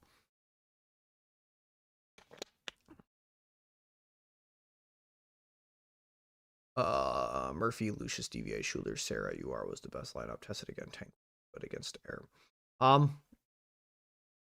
It's such an interesting theory, Nunez. I could definitely play around this upcoming week and see if there's a better theory. The tricky thing is like the buffs for a lot of these people really help. So that'd be the tricky thing there. But yeah, I can test around and use your theory, but instead of Sarah, it'd have to probably be. Oh wait, no, that makes sense. Murphy, Lucius. No, that doesn't make sense. I don't know why they wouldn't have a 4th tank or a 2nd tank, defensive hero. Hello, sir. I'm from server 1876. Welcome in. Day 84. Is it okay if I can ask you a couple of questions? Absolutely, Zymo. Go ahead. Effer, if you don't spend money, you will never catch up to the whales. Not realistic in the least. No, that's my point. Like, that's my whole thing. You'll never catch up to the whales, even if you are spending money. Like, I'm not catching up to. I am considered a whale in terms of the game spending, but like, there's mega whales, and I'm not ever going to catch up to some of the other whales or mega whales, and I'm okay with that. I'm okay with being where I'm at in my spending bracket. I'm okay with that. I'm very comfortable, and I just know that My job as a bigger player is to take on other bigger players so the small players can focus on what they need to focus on. What's the most important factor to look for before joining an alliance? Gifting power activity points, not considering player counts because I've seen alliances with fewer players and better stats. Correct. Great example. Here we are. Trev has 87 members. Everybody else has 94, 99, 99, 96. We have a lot less players, but yet we're always tip top of rankings. Number one thing, tell you, look for activity. Activity is a huge deal, and also gifts will help your growth. Power is great, but power can be inflated really easily, but because people will just grow, and then they'll never fight, and so their power is always going to be super inflated. Activity is the number one thing. Activity, and then gift level is probably number two, because it means that there's a lot of people in there that are committing money to the game. Is there a point in the game where I can plunder more than 4 trucks or secret tasks? I do not remember. If you want me to be completely honest, King, I can't recall. I do know that there's a tech that allows you to send out 5 trucks. I don't know if plundering 5 trucks. I can't remember. Flunder from 1789, lol. Yeah, listen, I share my tasks. I'm not one of those people that cares about it too much. I think that it's kind of a very small thing to care too much about. I don't get my feelings hurt. You need to have the right gear set up, though. With low gears, you might... Yeah, absolutely. I think gear is very, very underappreciated. That's why the very first video I ever made on this channel was all about gear. My main squad is Kim, Murphy, Williams, Marshall, Stet. All 4-star with Kim at 5. Do I go Stet to 5 next? Interesting question. I think it's going to vary. I personally would tell you go Williams and then Stetman. But you can't go wrong with going Stet next. I don't think there's anything wrong with that. That's your prerogative. We have so many allies in other servers that it makes it harder to attack other bases to grow. The name of the game is Last War. When you can't go to war with anyone, it makes it harder to grow. Yeah, I get that. And that's something that I've been saying for a while. This past week was the first week in ever that I've had a non-attack pact with an alliance in my VS. Something that I make as a rule of thumb when it goes to making allies is that I tell them straight up when we're making an alliance together that trucks, I'm not making trucks or secret tasks off limits. It's just too much to police, right? It just becomes more complicated. And also non-attack packs, I don't really believe in those. It's a war game. We should be able to war. And I definitely messed up this week because originally I agreed to that. I said that we would not be having a non-attack pack, but then I ended up lifting it 5 minutes later anyway. So can you show your name in the game? Yeah, that's my name right there. If you want me to go to the map, it's right there. My name. Is it worth playing Frontline Breakthrough? Not really. At least not in my opinion. I think it's a bit silly. Firstly, did I make the right move and go to Aircraft Squad? Yes. Aircrafts and tanks are the 2 best, especially for low spenders or free-to-play players. Aircraft is better than tank. And unless you're spending money, missiles pretty much going to be out of reach for a while. Is it time for me to prepare my move to missiles, go to tanks, and prepare for Scarlet Atom combo? Stick with airplanes. I would say stick with airplanes. Unless you plan on spending a lot of money to catch your missiles up to aircraft, it's going to be kind of a long road of actually trying there. How do I go get my next gears? As of right now, I plan to get 1 mythic gear every month via Bullseye Ammo Bonanza event. Was told that Mythic Gun is good. Was told that Mythic Radar is the way to go. Mythic Radar is definitely the way to go. 100%. I'm going to go Mythic Gun for my first one, but mainly because I'm just trying to get more points done against like World Boss and stuff like that. But yeah, Mythic Radar is the best way to go.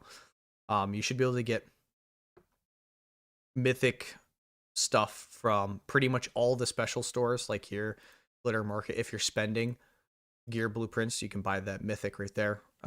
It is $300, I think. Yeah, it's $300 to get enough for 1 Mythic weapon. But if you are spending, but your comments make me think that you're spending. If you are spending, go missile. Regarding the squad selections, please also advise how I should stand by / prepare myself for future seasons to the squad that you guys advise me to go with. There's not really much advice to give for that. It's just like if you're going to spend a lot, or if you're going to be like me where you focus on main 1 squad, you're just going to always want to dump into it. Eventually, there's going to be other things that come out, right? Exclusive weapons come out, and they're very, very soon they'll come out for me. Eventually, the Gorilla comes out. Eventually, T11s come out. There's a lot of stuff that just gets added as the seasons go. There's not really much advice to give you to stay prepared for it. Just know that it's going to always take more time. Earlier question was, can you teleport to other servers and attack other bases without waiting for the weekend buster day? Unfortunately, no. You cannot do that unless it's season 1, but even then, it's only a certain day of the week. The lineup I'm using now in season 3 is Tank that is designed to counter air squads. Scarlet, UR, Kim, Adams, Marshall, Murphy. Kim is in the front. I could see how that would work. I could definitely see how that would work. I think it's going to vary, though, on who you're facing and what squad they're at. I'm at a stage where it's 50-50 for arena/Warzone duels, where I see 50% aircrafts, 50% tanks with my neighboring servers. Yep. That's pretty much 90% of the makeup, because only heavy spenders will actually get missile. I do like aircrafts a lot, but I was told in the future, even with the same power/gear/spending, missile will get crushed by them. Kind of puts me in a spot where I don't really know what to do. Yeah, because missile is always going to crush aircraft. Aircraft is always going to crush tank, and tank is always going to crush missile if they're about evenly ranked. I don't think there's anything wrong with that, though, right? Like, you're never going to beat missile anyway. If you're an aircraft player, you're never going to beat missile anyway, because that means that they have a lot of money to spend. I ask anyone that plunders my trucks. Yeah, King. A lot of people do that. I don't. I just don't care enough. But yeah, Zymo, that's very important to remember. Missile is always going to beat aircraft. Aircraft is always going to beat tank, and tank is always going to beat missile. So that's just something to know. If they're evenly matched up. What up, Mazen? How you doing? Can you give an example of how to position your heroes on their respective squads? I'm trying to maximize their strength levels. It depends what you mean, Kirk. All of one type. I'm personally running all of one type. Yeah, I'm running 5 aircraft, 5 tank, 5 missile, due to the fact that I do spend quite a bit. But if you're not spending as much as me, maybe 4 of one and then 1 of another. So like, if I wasn't spending much money, I probably would take Morrison out and I'd actually put Kimberly there. But yeah, the 5-4-1 combo is actually, in my opinion, the best combo. 5 of a kind is just helping me because I'm going against other whales that have 5 of a kind. So for me, that makes sense. But 4-1 is probably the best split. Is it possible to show your squads? Yeah. So yeah, this is my squad. I can show you what their gear looks like. Right now, let's see. So Carly, the gear here, that's her gear. Radar, I only have 1 tier on. This is her, though. This is Lucius. He's got level 40 of everything. Schuler, I don't have level 40 armor yet, and I probably should be focusing, and you're going to see these next 2. I probably got to get these up to level 40 next. I'm going to. I just put a lot of time into Schuler's gun right now because I want this specifically for my code boss. No other reason. Otherwise, always go radar first, leveling. But try to get everything up to level 40, roughly. Focus on guns and chips for attackers, and then the right side for defenders. It's the same as in your channel, right? Your name. My channel name is Jelly from Last War, but yeah, my game name is Jelly. It's just Jelly with a omega sign. If you were to spend on any particular area early on to trigger the most growth, what would you recommend focusing on? Drone, gear, etc. Server is day 38. Drone. I will always preach drone. And then secondly is hero. I don't recommend spending money on gear. Maybe buying, I'll do it in my next server. Buying the daily must buy for the gear progression value pack is pretty good. I'll probably do that because these boxes that give you a chance to get UR hero gear, I'll probably end up doing that. But otherwise, heroes and drone, 2 best things that you can focus on. What is your take on the kamikaze protocol to help out stronger opponents? Very smart. Very smart. If you're not strong enough and you already have very lackluster troops, or maybe you don't have enough compared to them, my wife plays this game with us, with me, and she's not on the stronger end of an account. She's a good squad, but she doesn't play enough. And so whenever we do Warzone duels, she's the kamikaze protocol. She just goes in there and pretty much sacrifices her base. Can you show me the daily sale? Will Lucius be added? Yeah, Lucius, every single hero is added to this. Lucius is down here. They're typically added within a week or 2 after they're brought into the game. King, you get them as the server progresses. So if you click on this little like spire here, it's got a book. If you click on this, all these heroes, they come out after certain days. So you just said that you only have Murphy and Kim. It's probably because you haven't had the new heroes come out, or maybe you have. DVA and Carly come out. But you have to spend and buy them, except for DVA and Swift. You get both of them for free. Yeah, of course, easy. I didn't buy Schuler and Lucius, but Morrison just dropped today, day 71 on the server. Okay. Very soon you should have the updated $5 packs for all of them. I would recommend buying them if you're trying to go air. But at this point, it seems like you're a little bit behind. Just focus on what you're already focusing on, Mazin. Your drone is higher than most free-to-play player in Season 3. Yeah, I did spend a lot. I'm not going to sit here and lie. I did spend a lot of my drone really early on, and especially these components. I spent a lot on drone components, and I don't regret it. I focused drone heavy because drone is going to help all 3 of your squads out, but it's really just like kind of the main kicker. If I were to go with just drone and, I don't know, Loki, for example, I'd probably still have like a 7 million, 8 million March just because of how strong the drone is. Currently, it's day 84. My aircraft is 5-star, and I'm sitting at 18 million flat. Am I in a good place? Yes, absolutely. I only focus on one squad, though. Completely fine. Tanks at 14 million, not 5-star, all except for Kim and Murphy. That's completely fine. Completely fine. 18 million March is fantastic. You're probably in the top. Here's a great example. If you click on your power up here, right next to your name, right above VIP, if you click on that and you click on power up, and you click on where it says recommendation and rating, you'll want to click rating. This is where you're going to be at right here. This is the best way to go about it. Like my hero gear only beats 98% of players because I don't spend as much on hero gear. But everything else I'm top tier. But yeah, focus on one squad. Best way to do it. Best way to do it is focusing on one squad. It's going to be your best way to gain power. I can't wait to start earning more stars in this game. What do you mean by that? I'm assuming hero stars. Kirk. Yeah. So the thing with like gear is that there is a better way to level them up. Firstly, when leveling gear, only level up in increments of 10. And a quick little like rundown, if you're curious, is if you have like a level 0 gear, it's going to be 20,000 upgrade ore for the first 10, 40,000 for the next 10, 60,000, and then 80,000. So that's about 200,000 total to get up from level 0 to 40. Best thought process is if for defenders, I do have my gear guide. If you want to go watch my gear guide video after the stream, that's probably the best. It's going to walk you through everything, literally one step at a time. Best way to go about it, Kirk.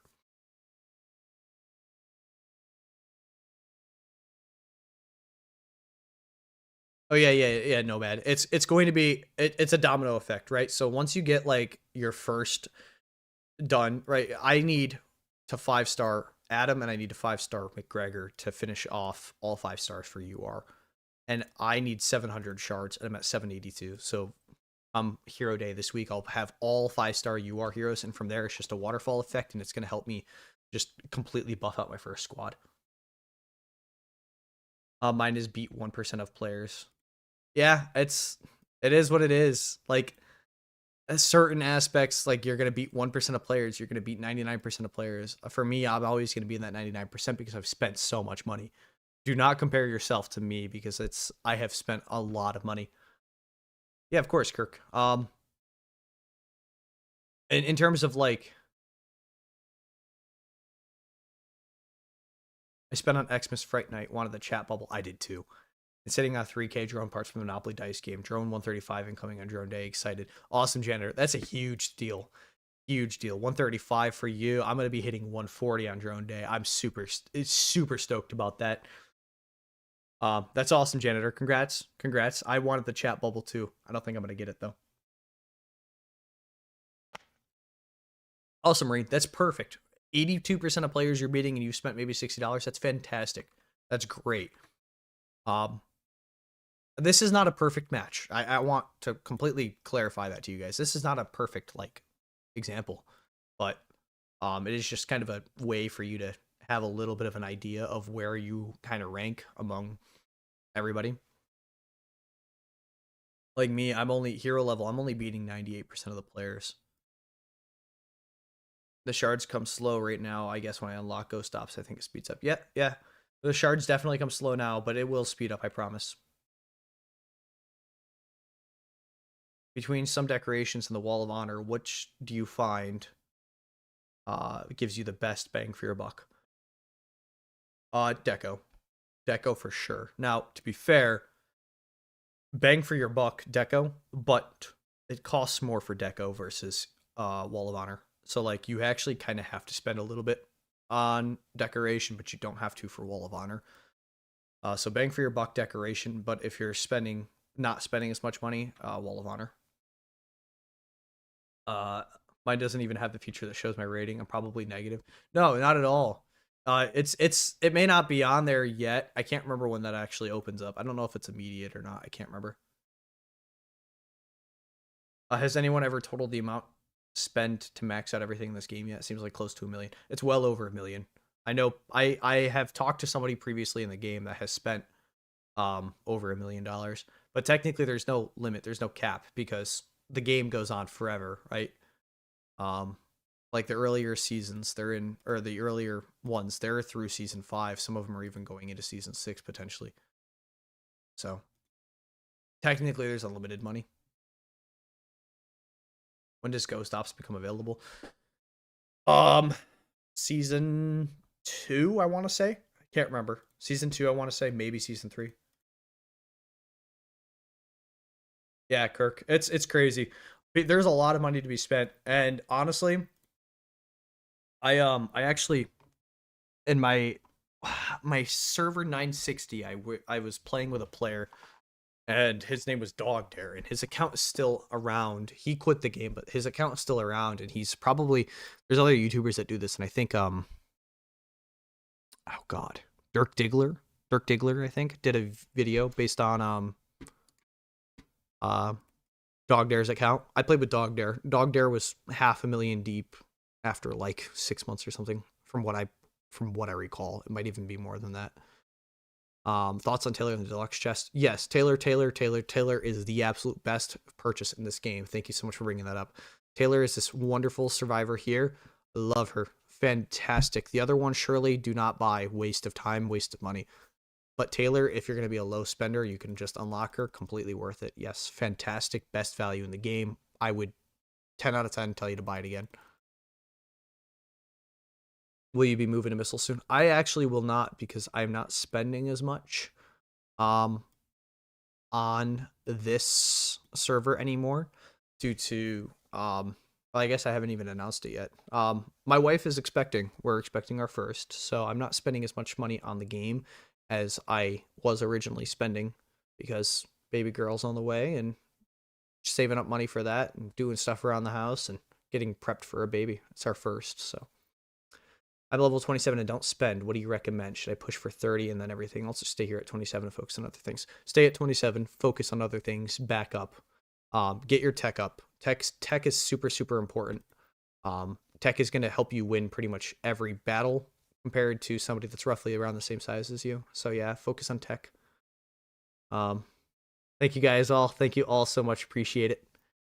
Very excited for that chapter, and that's going to be in April, so still a while to go, but very, very excited for that.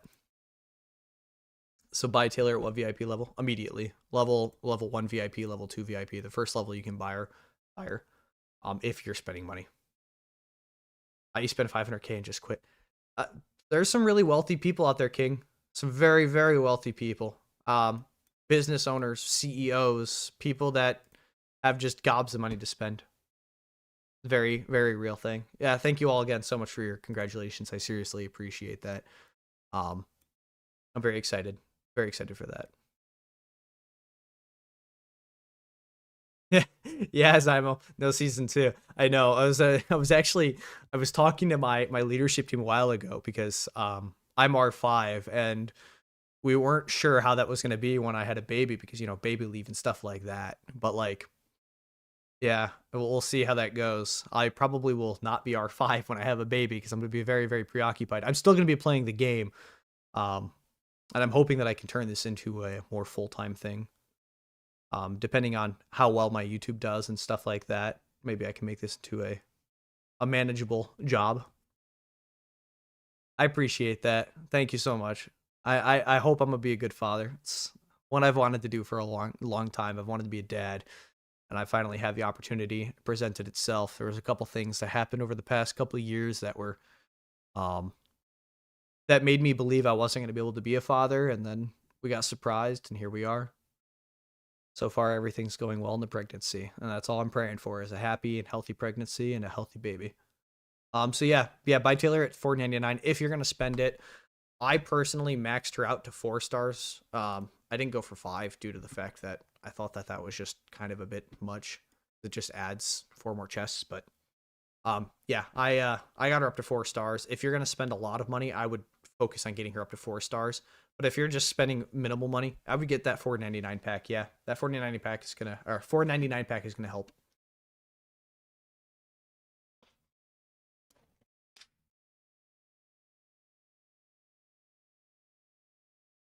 Yeah, Kirk.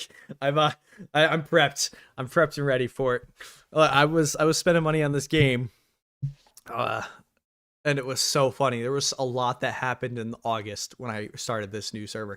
I hadn't played the game in a while. I came back, the same week that I started this, and I started spending money.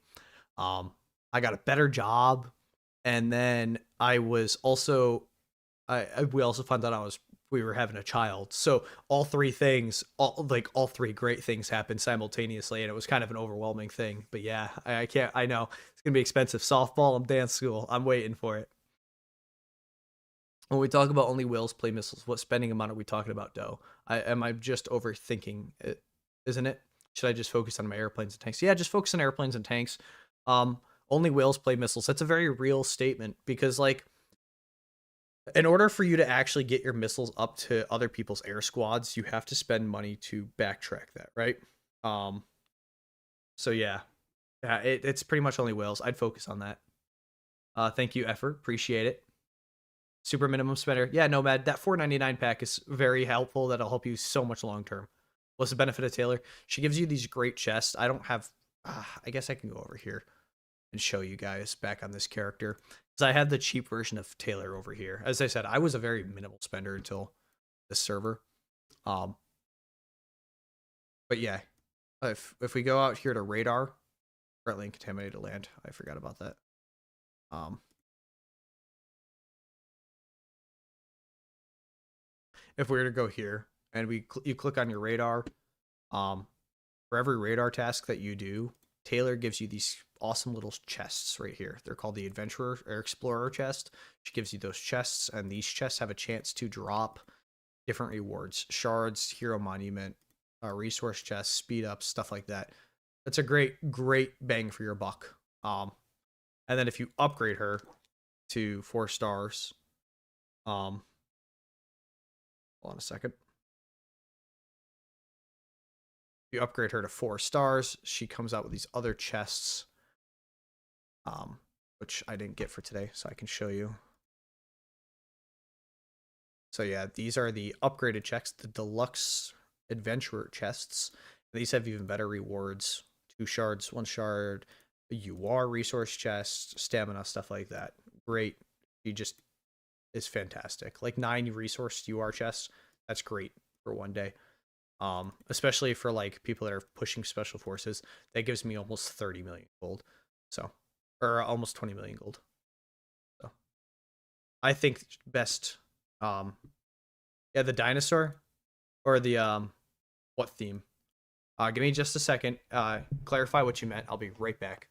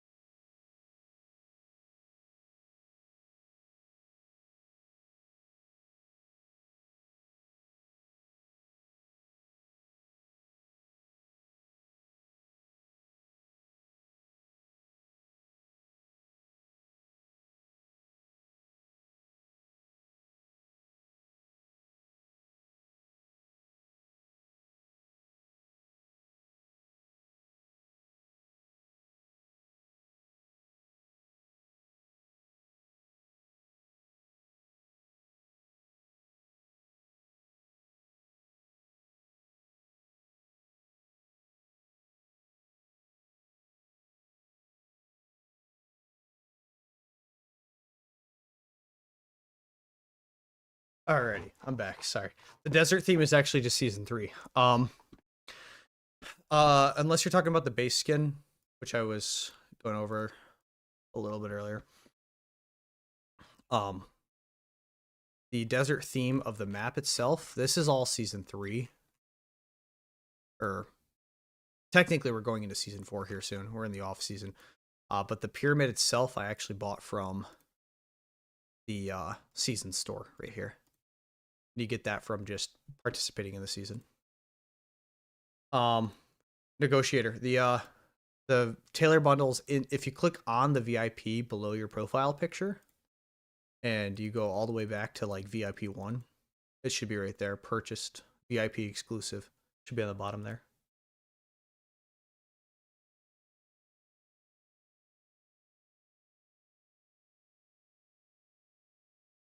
I've not paid much attention to upgrading Taylor or the other one.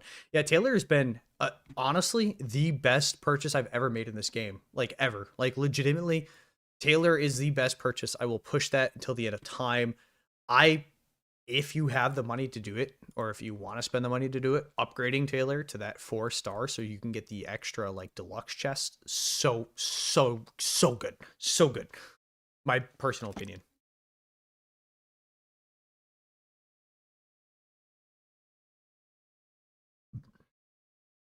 See, Nomad, a lot of people would actually disagree with you entirely. A lot of people think the beginning of the game is the more fun part, and the end is or the seasons is the boring part. Although it depends, because there's definitely certain opinions. There's definitely opinions. Like I love season 1. I think season 1's fantastic. I love season 2. Season 3 I could care less for. Season 4 I thought was okay, and I haven't played season. Or sorry, season 4 I think is okay. Because I played it for like a week before I stopped. There's so many tabs to click on. Yeah, there is a lot of tabs, and it can be overwhelming. That's why I say to people, I'm like, you just take your time, right? Take your time and enjoy it. You maxed her out. Awesome. Awesome, janitor. I'm glad that you maxed her, because in my opinion, I think that that's the best purchase in the game. This is the chat bubble. I wanted that chat bubble too. I'm not gonna get it. Well, I mean, getting the characters and such. Oh yeah, yeah. It definitely can be a bit draggy at the beginning.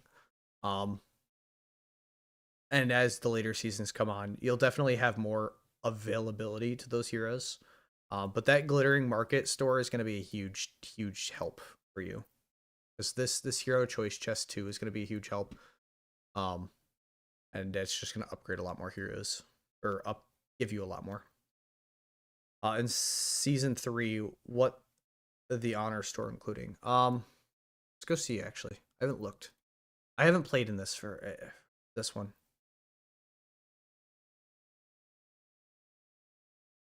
I haven't played on this one in a while.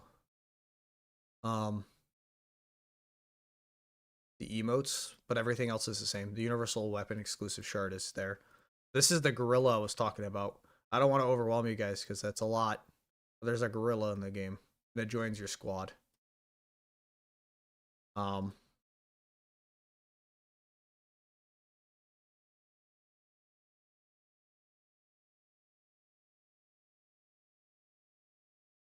Yeah, in this server I was the first ever president in this server. More buttons better. Yes.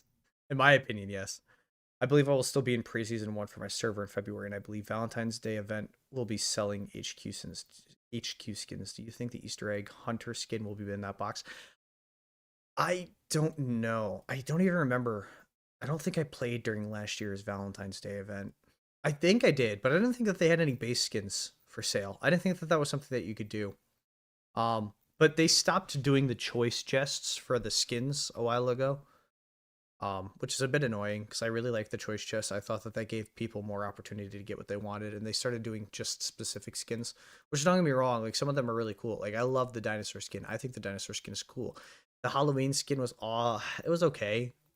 It was okay. I thought it was kind of cute, but if I had my choice, I'd probably go with the robot, like the robot. Um, I wish that they would put these back in, but they made that these behind a paywall. What can be expected for New Year's? I'll show you. If you click on events over here in the top right and you go over to this calendar tab, it shows you what's to be coming up.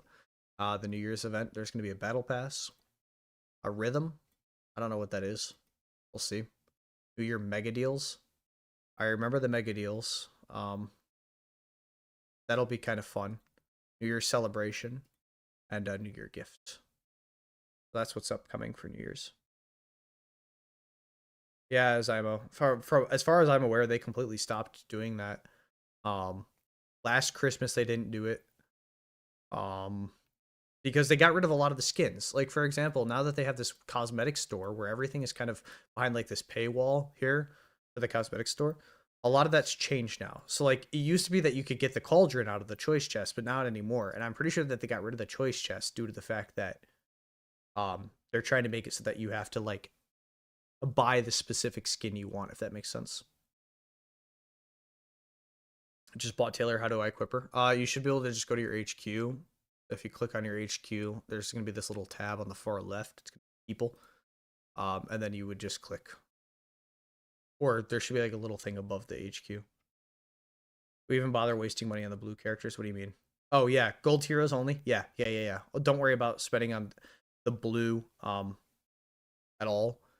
That'll just happen with time. The purple heroes, they do become UR eventually, but don't spend money on them. I would just focus on like Mason first. He's season 1, so very soon he'll become UR.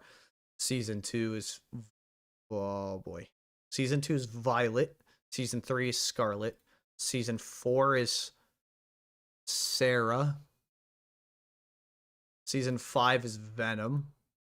So like all these heroes will become 5-star you are eventually, but don't worry about stressing and putting money onto it. Mason is probably the only purple one you want to worry about right off the rip.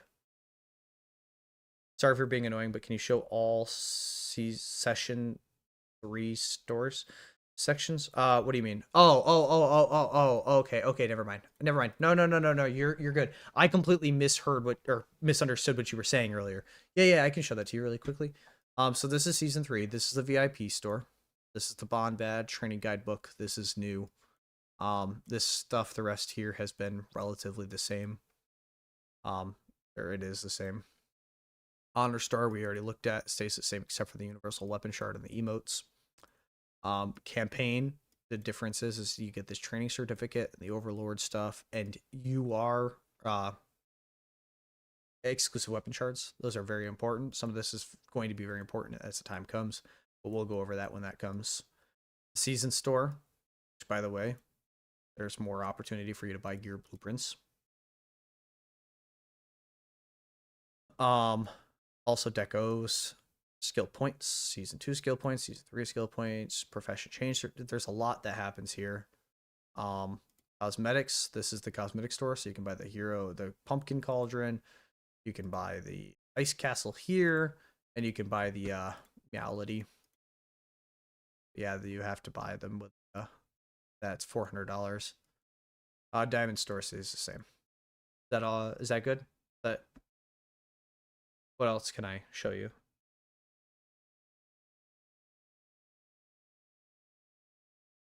Yeah, Kirk, it's a very real thing that people feel. It's a very common thing that happens, and that's in fact why, like, I, for example, started a new server my second time, right? And that's why I'm also going to be creating a new server or joining a new server. I'm staying in this one permanently, right? I'm not abandoning this. I'm staying R5. When I go to a new server, I'm just going to be a normal player there, and I'm going to bring as many new players into that server that watch my videos that feel like they messed up and maybe they want to restart. And I feel like that's a great place to start is by being there. And once we're at that point, and once I join that new server, it's probably going to be Wednesday, Eastern Standard Time in America. It'll probably be like noon Wednesday, or maybe Thursday, New Year's Day, Eastern Standard Time in America. And I'm going to do that. So if you think that you've already messed up and you may want to create a new character, or you just want to have a second character, I'll be there. Can you earn shards for Taylor, or do I have to buy more? Unfortunately, you just can buy them for her. Zymo, I'm gonna miss being top 10 to 20 every week in Arena 1v1. Yeah, yeah, it definitely changes things because, like, for me, for example, I was always top 5, top 10, and then missiles came out, and I was just like, I can't keep up with them. I can't. So, um, that definitely stung a little bit, and I also just stopped caring as much because I knew that I wasn't gonna be able to place in top 5 or 10. There is no cosmetic store in season 0. So there's not, but the second that this little like countdown starts, it's 14 days. So after like day 120, you'll have that countdown start. And then the second that shows up, maybe 3 days later, the cosmetic store pops up. Am I on X? I am not. Yeah, Nomad. Yeah, of course, Hussein. Glad I can help you there. Anybody else got anything else that they want to ask? Do you have any questions, concerns, complaints?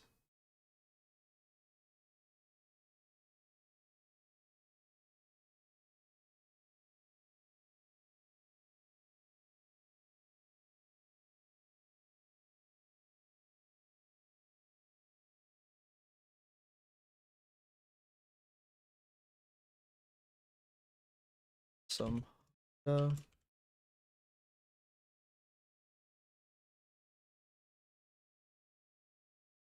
helicopter skin, yeah, Zymo. That's my favorite one too. The dinosaur definitely just became my favorite, but yeah, the helicopter I love, love the helicopter. That was the very first thing that I bought the second the glittering market came out in this server. I knew I was buying the helicopter skin. I love the helicopter. But the dinosaur that they just released is so awesome. I love. What season should I switch to air? As soon as possible, preferably the sooner the better, due to the nature of this game.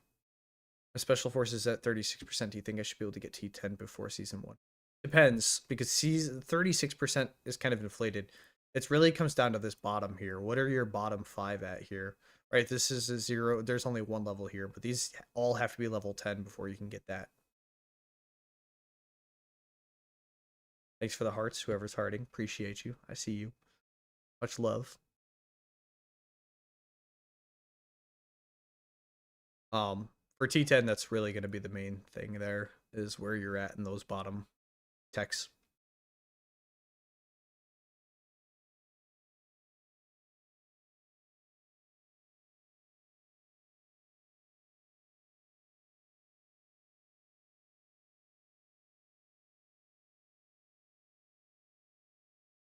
Yeah, of course, Mark. I'm glad I can help. Zymo, you're where are you at in your season? I can't remember. What day are you at in your season?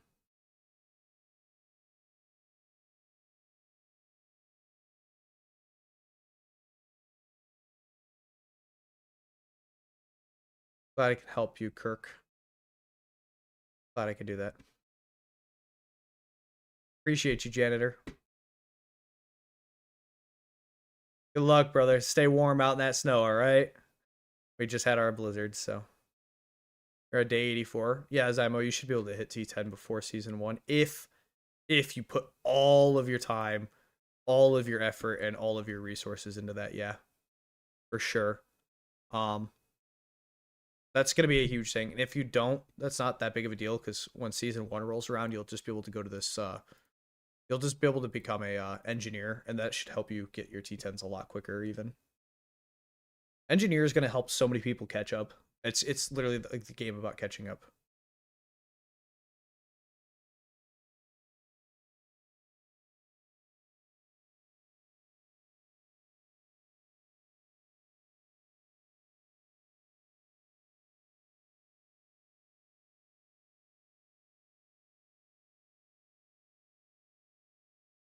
Yeah, so the thing is, like, for example, Kirk, the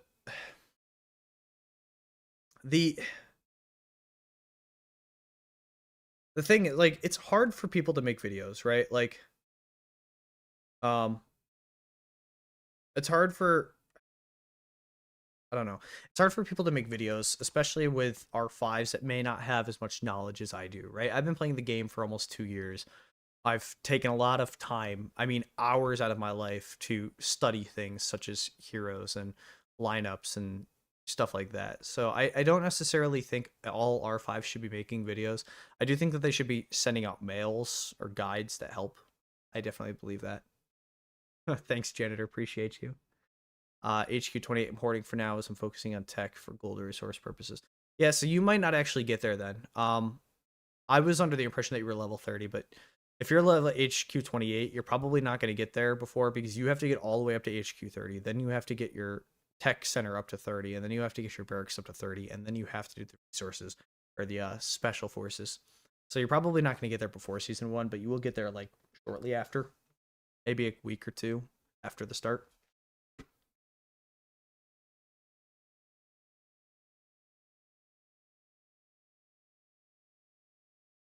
How do I kill units? Mine stays full.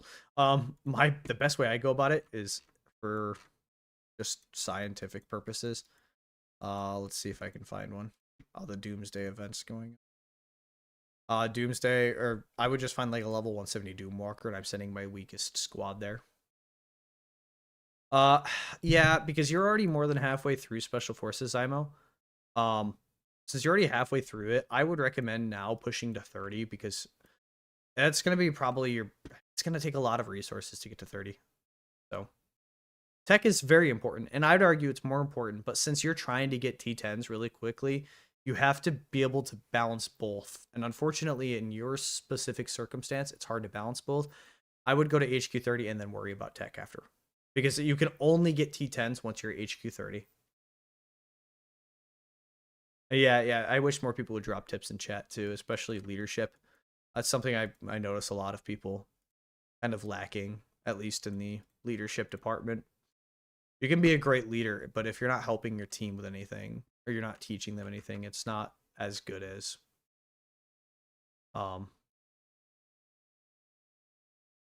like I don't even know. Is it better to 100% alliance dual tree before moving to special forces? Um Tricky, but yes. Only the yes. Maxing it, maybe not, but getting down to that final box at least is more important than moving on to special forces. I mean, you can only move on to special forces after you get that final box anyway, but I think it really depends on how much you're spending. If you're a very light spender or minimal spender, yeah, max it.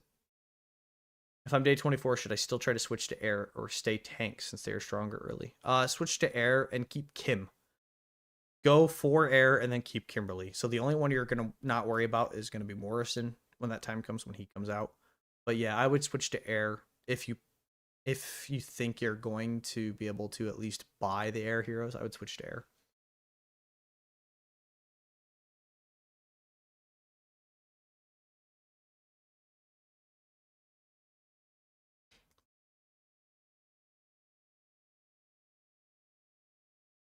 Yeah, so easy. I think it's gonna depend solely on.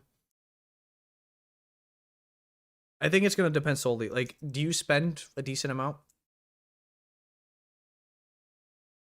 Like, I don't know. I don't know what a decent amount is.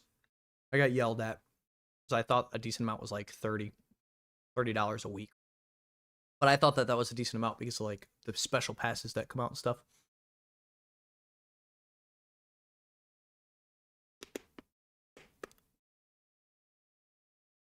What do you actually? You know what? This is a great question for everybody here. Drop your comment right now. What do you think a decent amount of money a week is spending on this game?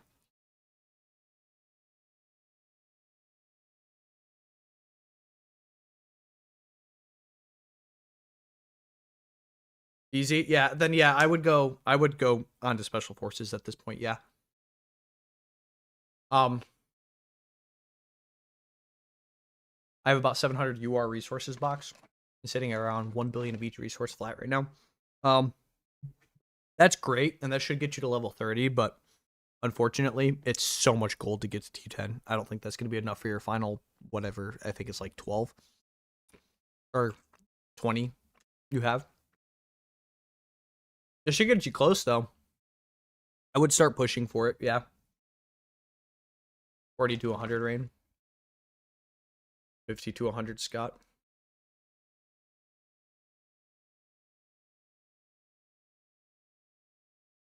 See, I was under the same impression as you guys, right? Like,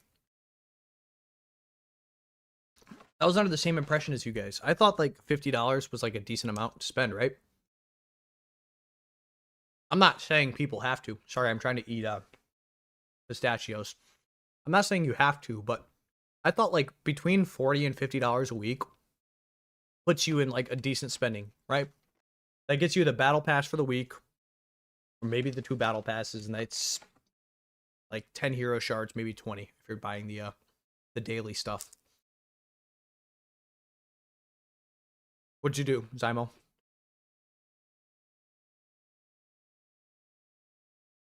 Oh, I have a great thing that I'm sure 90% of you guys don't know here. You saying you made a mistake made me think of something. So, if you click on your profile picture in the top left, you click on that, then you click on not account, I don't know why I did that. You click on the settings here. If you come down, there's this great thing called item retrieval. If you click on item retrieval, say you accidentally just used 400 resource boxes, you can come back through and you can reclaim that, right? Like, say I used those 40 UR choice chests and I didn't mean to, I can do that and it'll give me my 40 UR choice chests back. It's a great tip for you guys that didn't know. However, you can only do that once or twice a month.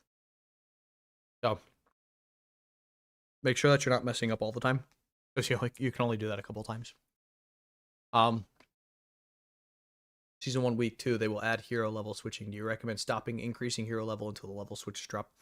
It depends on what you're referencing, but what I would say is if, I don't know, for example, I wonder if I could show you.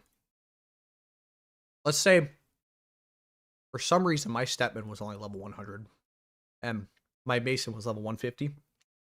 I wouldn't put any more hero XP into Statman due to the fact that I know I'm going to swap him with Mason's level.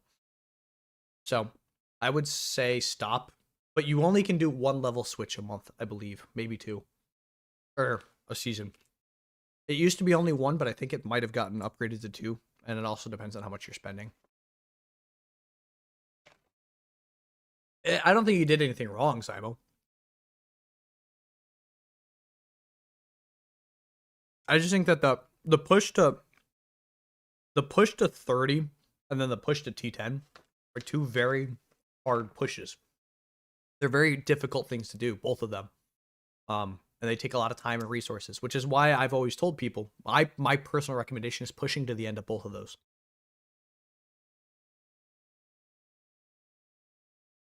I just want to get those behind me, right? Because now that I have both of those behind me as a player, now I'm spending a lot of time backfilling everything, right? Like my aircraft center is going to be level 30 soon.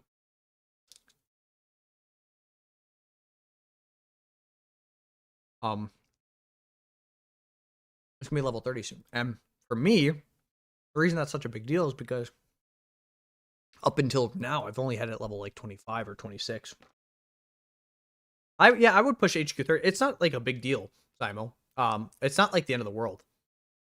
Regardless. I mean, whether you get there before season 1 or after season 1 doesn't make a difference. You're going to get there. And since you're already like a pretty loaded up, you're already like a pretty preloaded up account, you waiting isn't that big of a deal, because you're still going to be able to beat level 30s if you're not. Yeah, I would get to 30. I would. I would say push, but it's up to you at the end of the day too. Did I drop the 400 for the T-Rex? I did spend money, yes. I spent that much, but I not only got the T-Rex, but I also got the drone skin, which is up here. That I got the drone skin, and I got a bunch of other stuff too.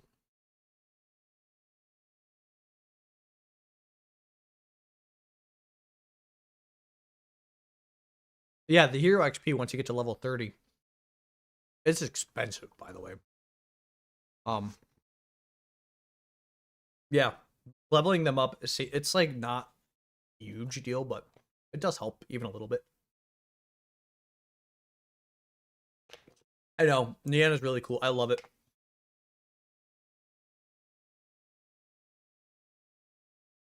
I really wish that they had dropped the reindeer one again, but I don't think they're ever going to.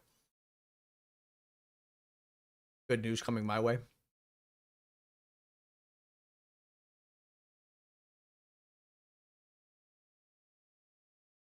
Mood, Kirk, very, very, very good mood. I'm same way, same way. I was like thinking to myself, like, oh, I'll just wait for all the daily stuff for Christmas. The first day it dropped, I had the dinosaur skin. I had it within an hour. I had no patience.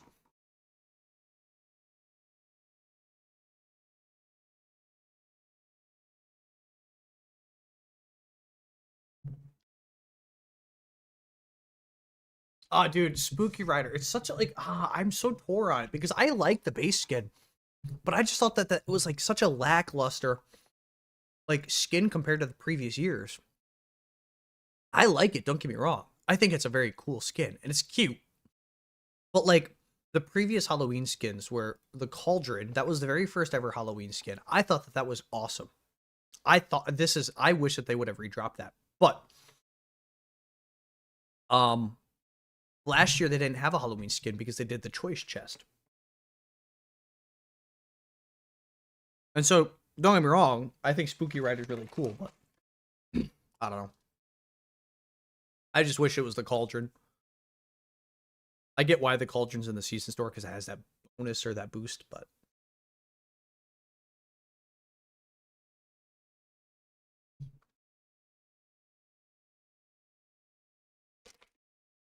I've eaten an entire bag of pistachios. I don't even like pistachios like that. I feel like a bird breaking open the shell, trying to get the nut out of it. Sorry, I have ADHD. Um,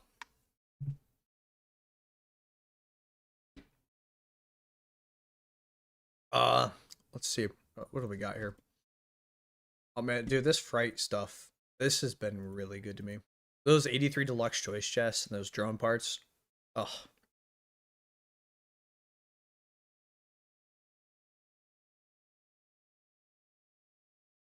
the T-Rex is good looking.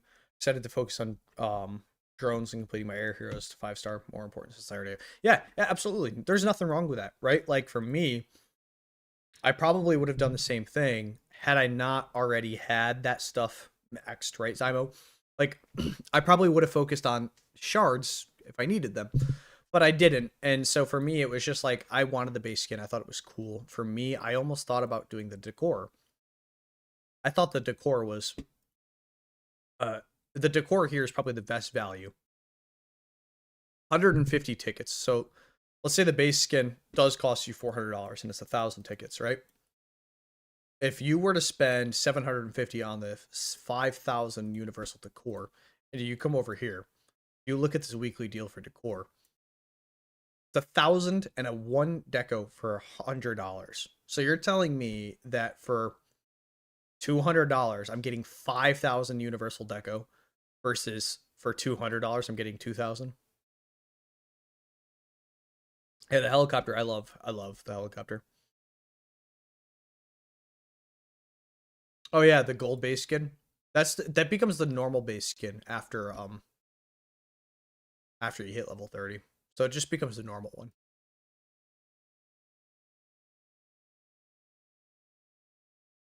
Push the building that requires for ingressing more than level 30. Yeah, yeah.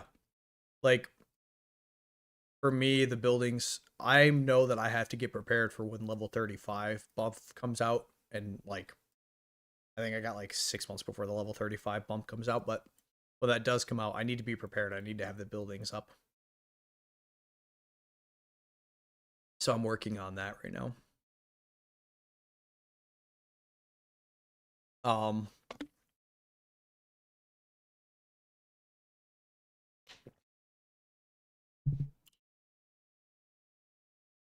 let's see here. Um, so this is new to me. The only thing I got from this Christmas event was the HQ effect. HQ effect's good idea. That 1.5% skill boost is nice. And tons of speed ups. And just 1 out of 5. I didn't even get 1 out of 5, Zymo. So you're already beating me there. But all the rest of that's fine. Works perfectly. But this is new to me, right? I've never seen that this releases a week early. I've played through season 1 3 times, and this is the first time I've actually seen this. So that's new to me. What server am I currently in? 1789. 1789. Right there. Welcome in, Missy. See that your first time chatting here. Hope you're having a great day, and I hope that your holidays were well.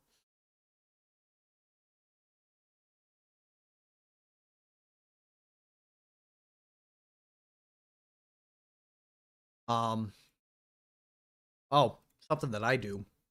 I have a UR gold here for everybody. 950. Missy. No way. My old server was 960. So you're not too far off. You're next to mice over there.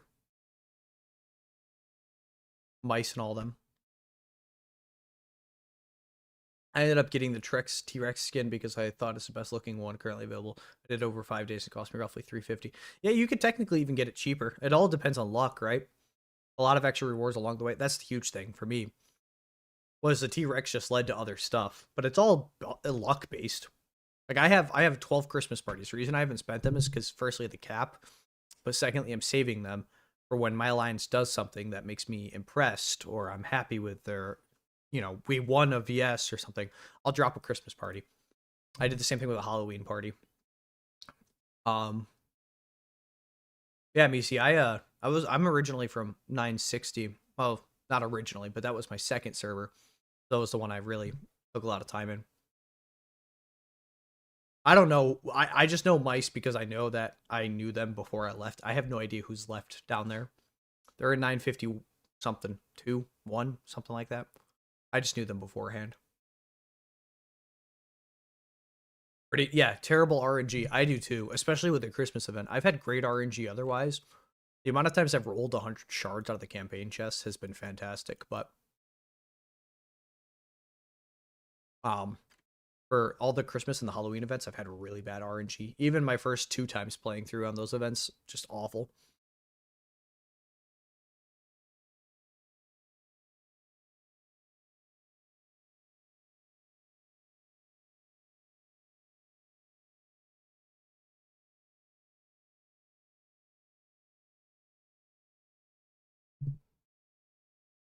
We were actually talking about it earlier, Misi. I'm so glad you're here.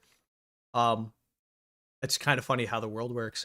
Uh, is Dog Dare's account still hanging around there in that server bracket? Do you know what's the thing there with Dog Dare's account?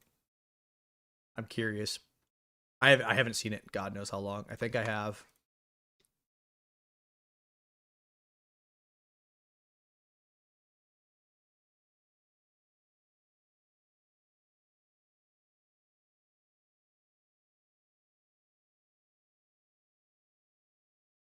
You guys just entered season 4, didn't you? Wow. Anybody else got any questions? Anything at all?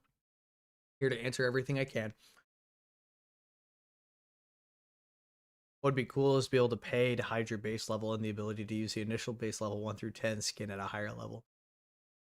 Yeah, I don't think they'll ever do that due to the fact that like that's a very I like the idea personally. I think that's funny. However, I also get why they allow that.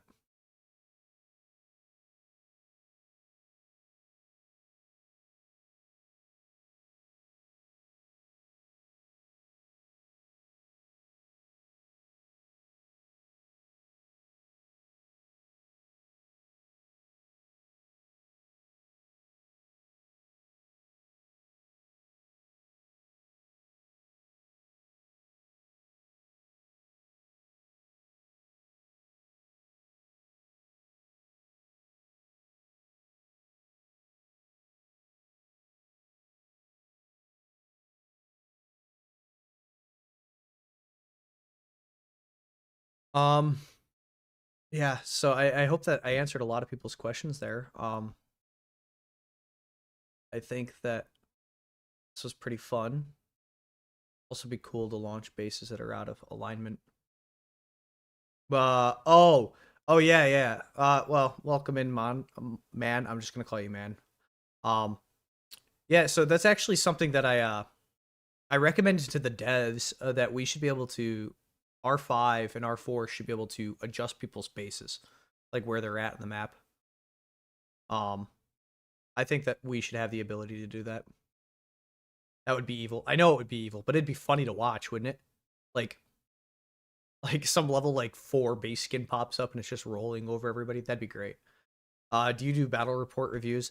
I do not. I had this conversation. I'm going to definitely in the future as I get a more like set streaming schedule.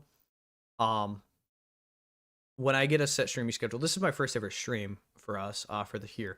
So, um I will probably do that and I'll also do account reviews in the future.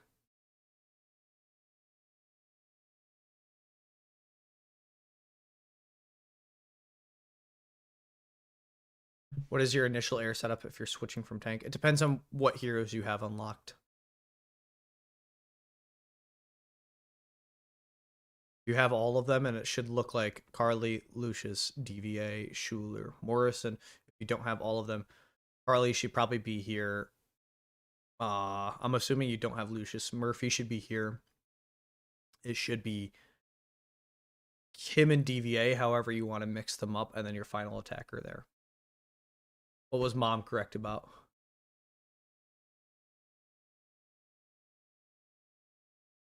Mom was correct. What was Mom correct about?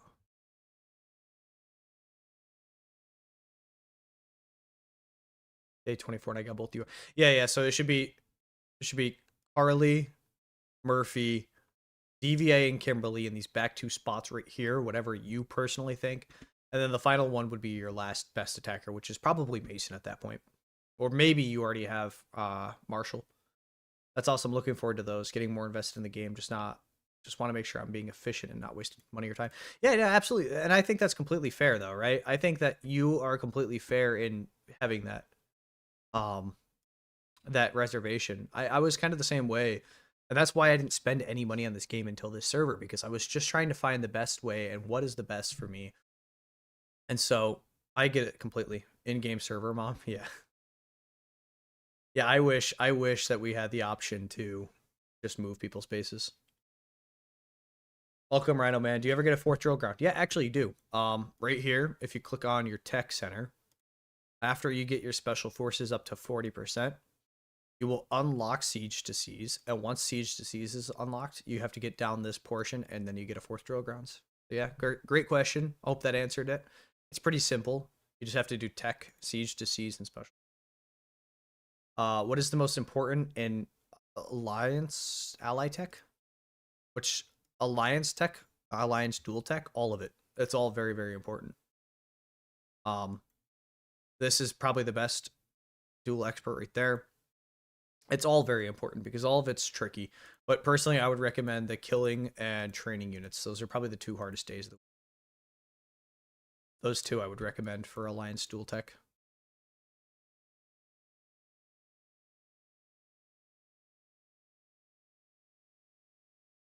Yeah, of course, Rhino. Um, as far as the fourth drill grounds goes, it's annoying because like by the time most players, including myself, will unlock it, um, it's like it's season 1 or season 2, and by then you're already losing troops out the yin yang. What's your take on defending only 3 cannons against stronger opponents? As a good idea, but to make it even simpler, just focus on 2. Focus on 2 cannons. So like if we're facing a server that's incredibly strong or a lot stronger than us, we'll focus on like maybe the bottom right and top left. Focus on just those 2 in the capital. Does aligning your heroes from the front row to the back row make a difference per hero? Yes, actually. Alignment is a huge deal. So your best defender should be in the front left, and then your other defender should be in the front right. Your best attacker should always be in the back middle. Your second best attacker should always be in the back right. So right where DVA here, this should always be your second best attacker, right?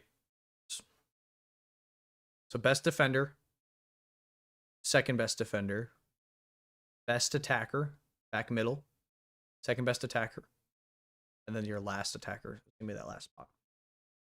But yeah, to clarify, it does make a huge deal. I know it may seem like small and minute, but I promise that if it's a close fight, your setup and where they're at is going to make a big difference. Yeah, DVA is my second best attacker. For now, actually, I think it might be Morrison now because I've changed their guns. I think it is Morrison now because yeah. So it's Morrison now because I just got his gun up to 3 prongs. Thank you for reminding me. I don't know, for some reason I wasn't thinking. Yeah, Morrison's my second best attacker between Morrison and DVA because I'm running an air squad. But when exclusive weapons come out, DVA might take back over because she's the only one in air that gets one. Season 1. Right here, DVA exclusive weapon. Any tips on squad alignment in your squads to increase your strength? It doesn't really increase it. It just makes it so that certain heroes live longer than others. So like, so it's tricky, right? That's why I said like a lot of this is very opinion based. DVA is super strong, and she does get the exclusive weapon first, and like base for base, if I were to go here and take them off, right? Base for base, Schuler's at 74.8 and DVA's at 73. So base for base, Schuler's better than DVA. But DVA's at 25, 25, 15. Schuler's at max, and almost max, right? So it's not necessarily a fair comparison. But if we're going base for base, I personally recommend Schuler over because of her skill that stuns people. The stun right here is a huge deal. The longer that she's alive and the more that she can stun, the better chances you are at winning. So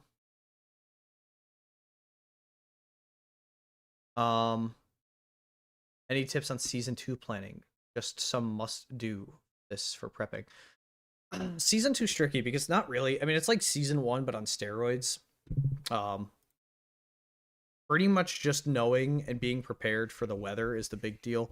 Because if you're not staying warm in season 2, you will just freeze. I don't really have any specific recommendations for season 2. I think I have an account in season 2, so maybe I'll go show. It's panic. Let's go see. I don't know why that game music happens. As you can see, I literally just created an account and I never played it. But like, yeah, season 2, we're in season 2 here. That's not really much to get ready for. Just knowing that the sorry. Just knowing the weather and being prepared for that is important. That's all. But nothing that you must do, no.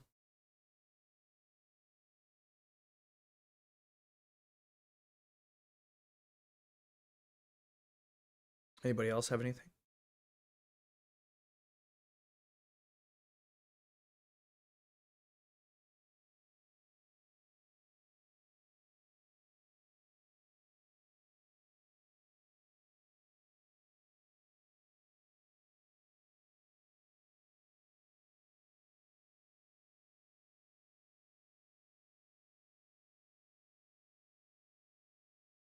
Yeah, so Mies, do you know if what I call it, you Misi? Do you know if Dog Dare's account is still there by chance? Hello, how can I better position my heroes in a 3-on-3 duel so that all 3 groups have a chance? Um it's just about evening it out, right? Like for me, I evened out. I'm at 21.1 or 21.2, 21 and 22.4. It's just about there's not like a best way to go about it. It's all varies on your heroes and whatnot. Personally, what I did is like I just gave one squad, like I ranked my attackers 1 through 9 and I ranked my defenders 1 through 6 and then I just assigned them at random. So like my best defender would also be paired with my worst defender here and then so on and so forth. That's how I kind of did it, but okay, okay. Well, good luck, man. Uh Hussein, the Alliance text. Okay. Um, it's tricky for me. Very early on, focus on development. Quick research, super important, right? Quick construction, super important. Great helper, super important. Those three are fantastic. It's gonna help you do stuff faster. Some people want to do senior scientists or they want to do the expert blacksmith or veteran craftsman because it's cheaper. Um, I don't actually believe that personally. I think that it's better to focus on that. And then as you're going into season one or getting prepped for the next season, then focus on war. Like my sorry, I think I might have had like a lapse in Wi-Fi or something.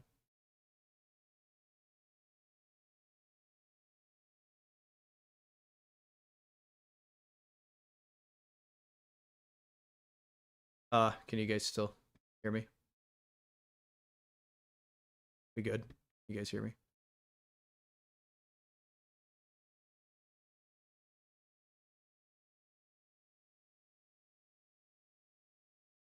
We still good? I think my Wi-Fi might have just.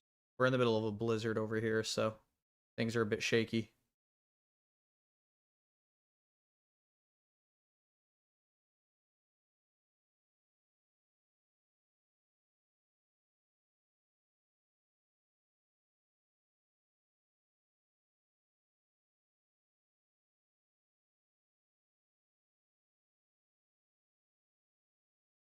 Okay.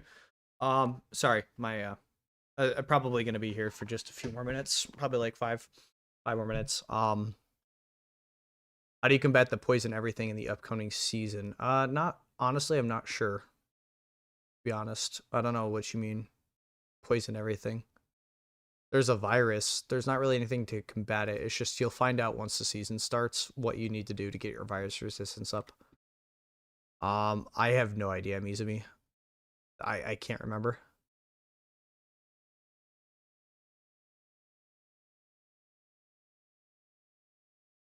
Yeah, I think I'm gonna go for like 5 more minutes, and then I'm probably gonna end this stream. Been over almost 3 hours already.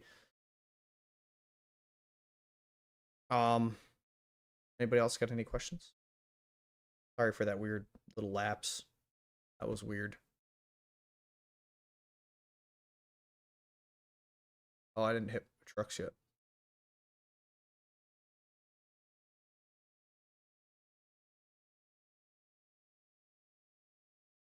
Let's go truck hunting.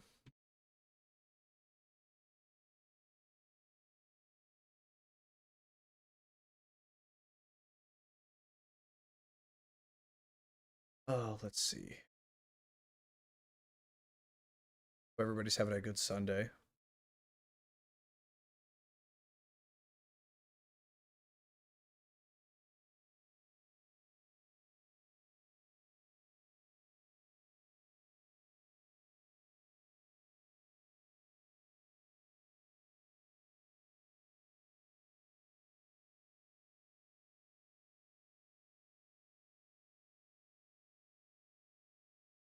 Alrighty. Well, I think probably gonna be it. I don't see any more questions coming in, so I think I'm probably going to call it there. If I see any more questions before I end the stream, I will make sure to answer. Um, Awesome. Thank you so much, Ryan. Appreciate you. Currently, I'm only on server 1789, but I am, and this is perfect that it goes out with my leaving message. Um, I do plan on creating or joining a new server in like Wednesday or Thursday Eastern Standard Time, New Year's. I will make a post on YouTube. Should be a little post. So if you haven't already, make sure that you're subscribed and you turn that bell notification on so you're like made aware of everything that I do. Um, I should be doing that new server here later this week for New Year's. I'm gonna stay in both servers. I'm prioritizing this, but I will definitely try to have more or do that new server. And if you guys want to join up, more than welcome to join up. I'm just gonna kind of have fun on that new server. Any schedule? Not necessarily, but Sundays are probably the best availability for me because I work Monday through Saturday rest of the week. So Sundays are probably the best days for me. So be on the lookout for Sunday streams, and I'll probably do more Q&As or maybe some other stuff depending on what the new server brings. But appreciate everybody all of you guys so much for stopping in. Thank you all so much for doing everything that you've done. Thank you, FlyY, FLWI. I'll just call you FlyY. I'd like to compliment you here. You're doing a very, very good job. Regularly watch your videos. Thank you for your efforts. I appreciate that. Be on the lookout for a potential Desert Storm video this week. We'll see how well that goes. Thank you all so much. Much love, and Jelly out.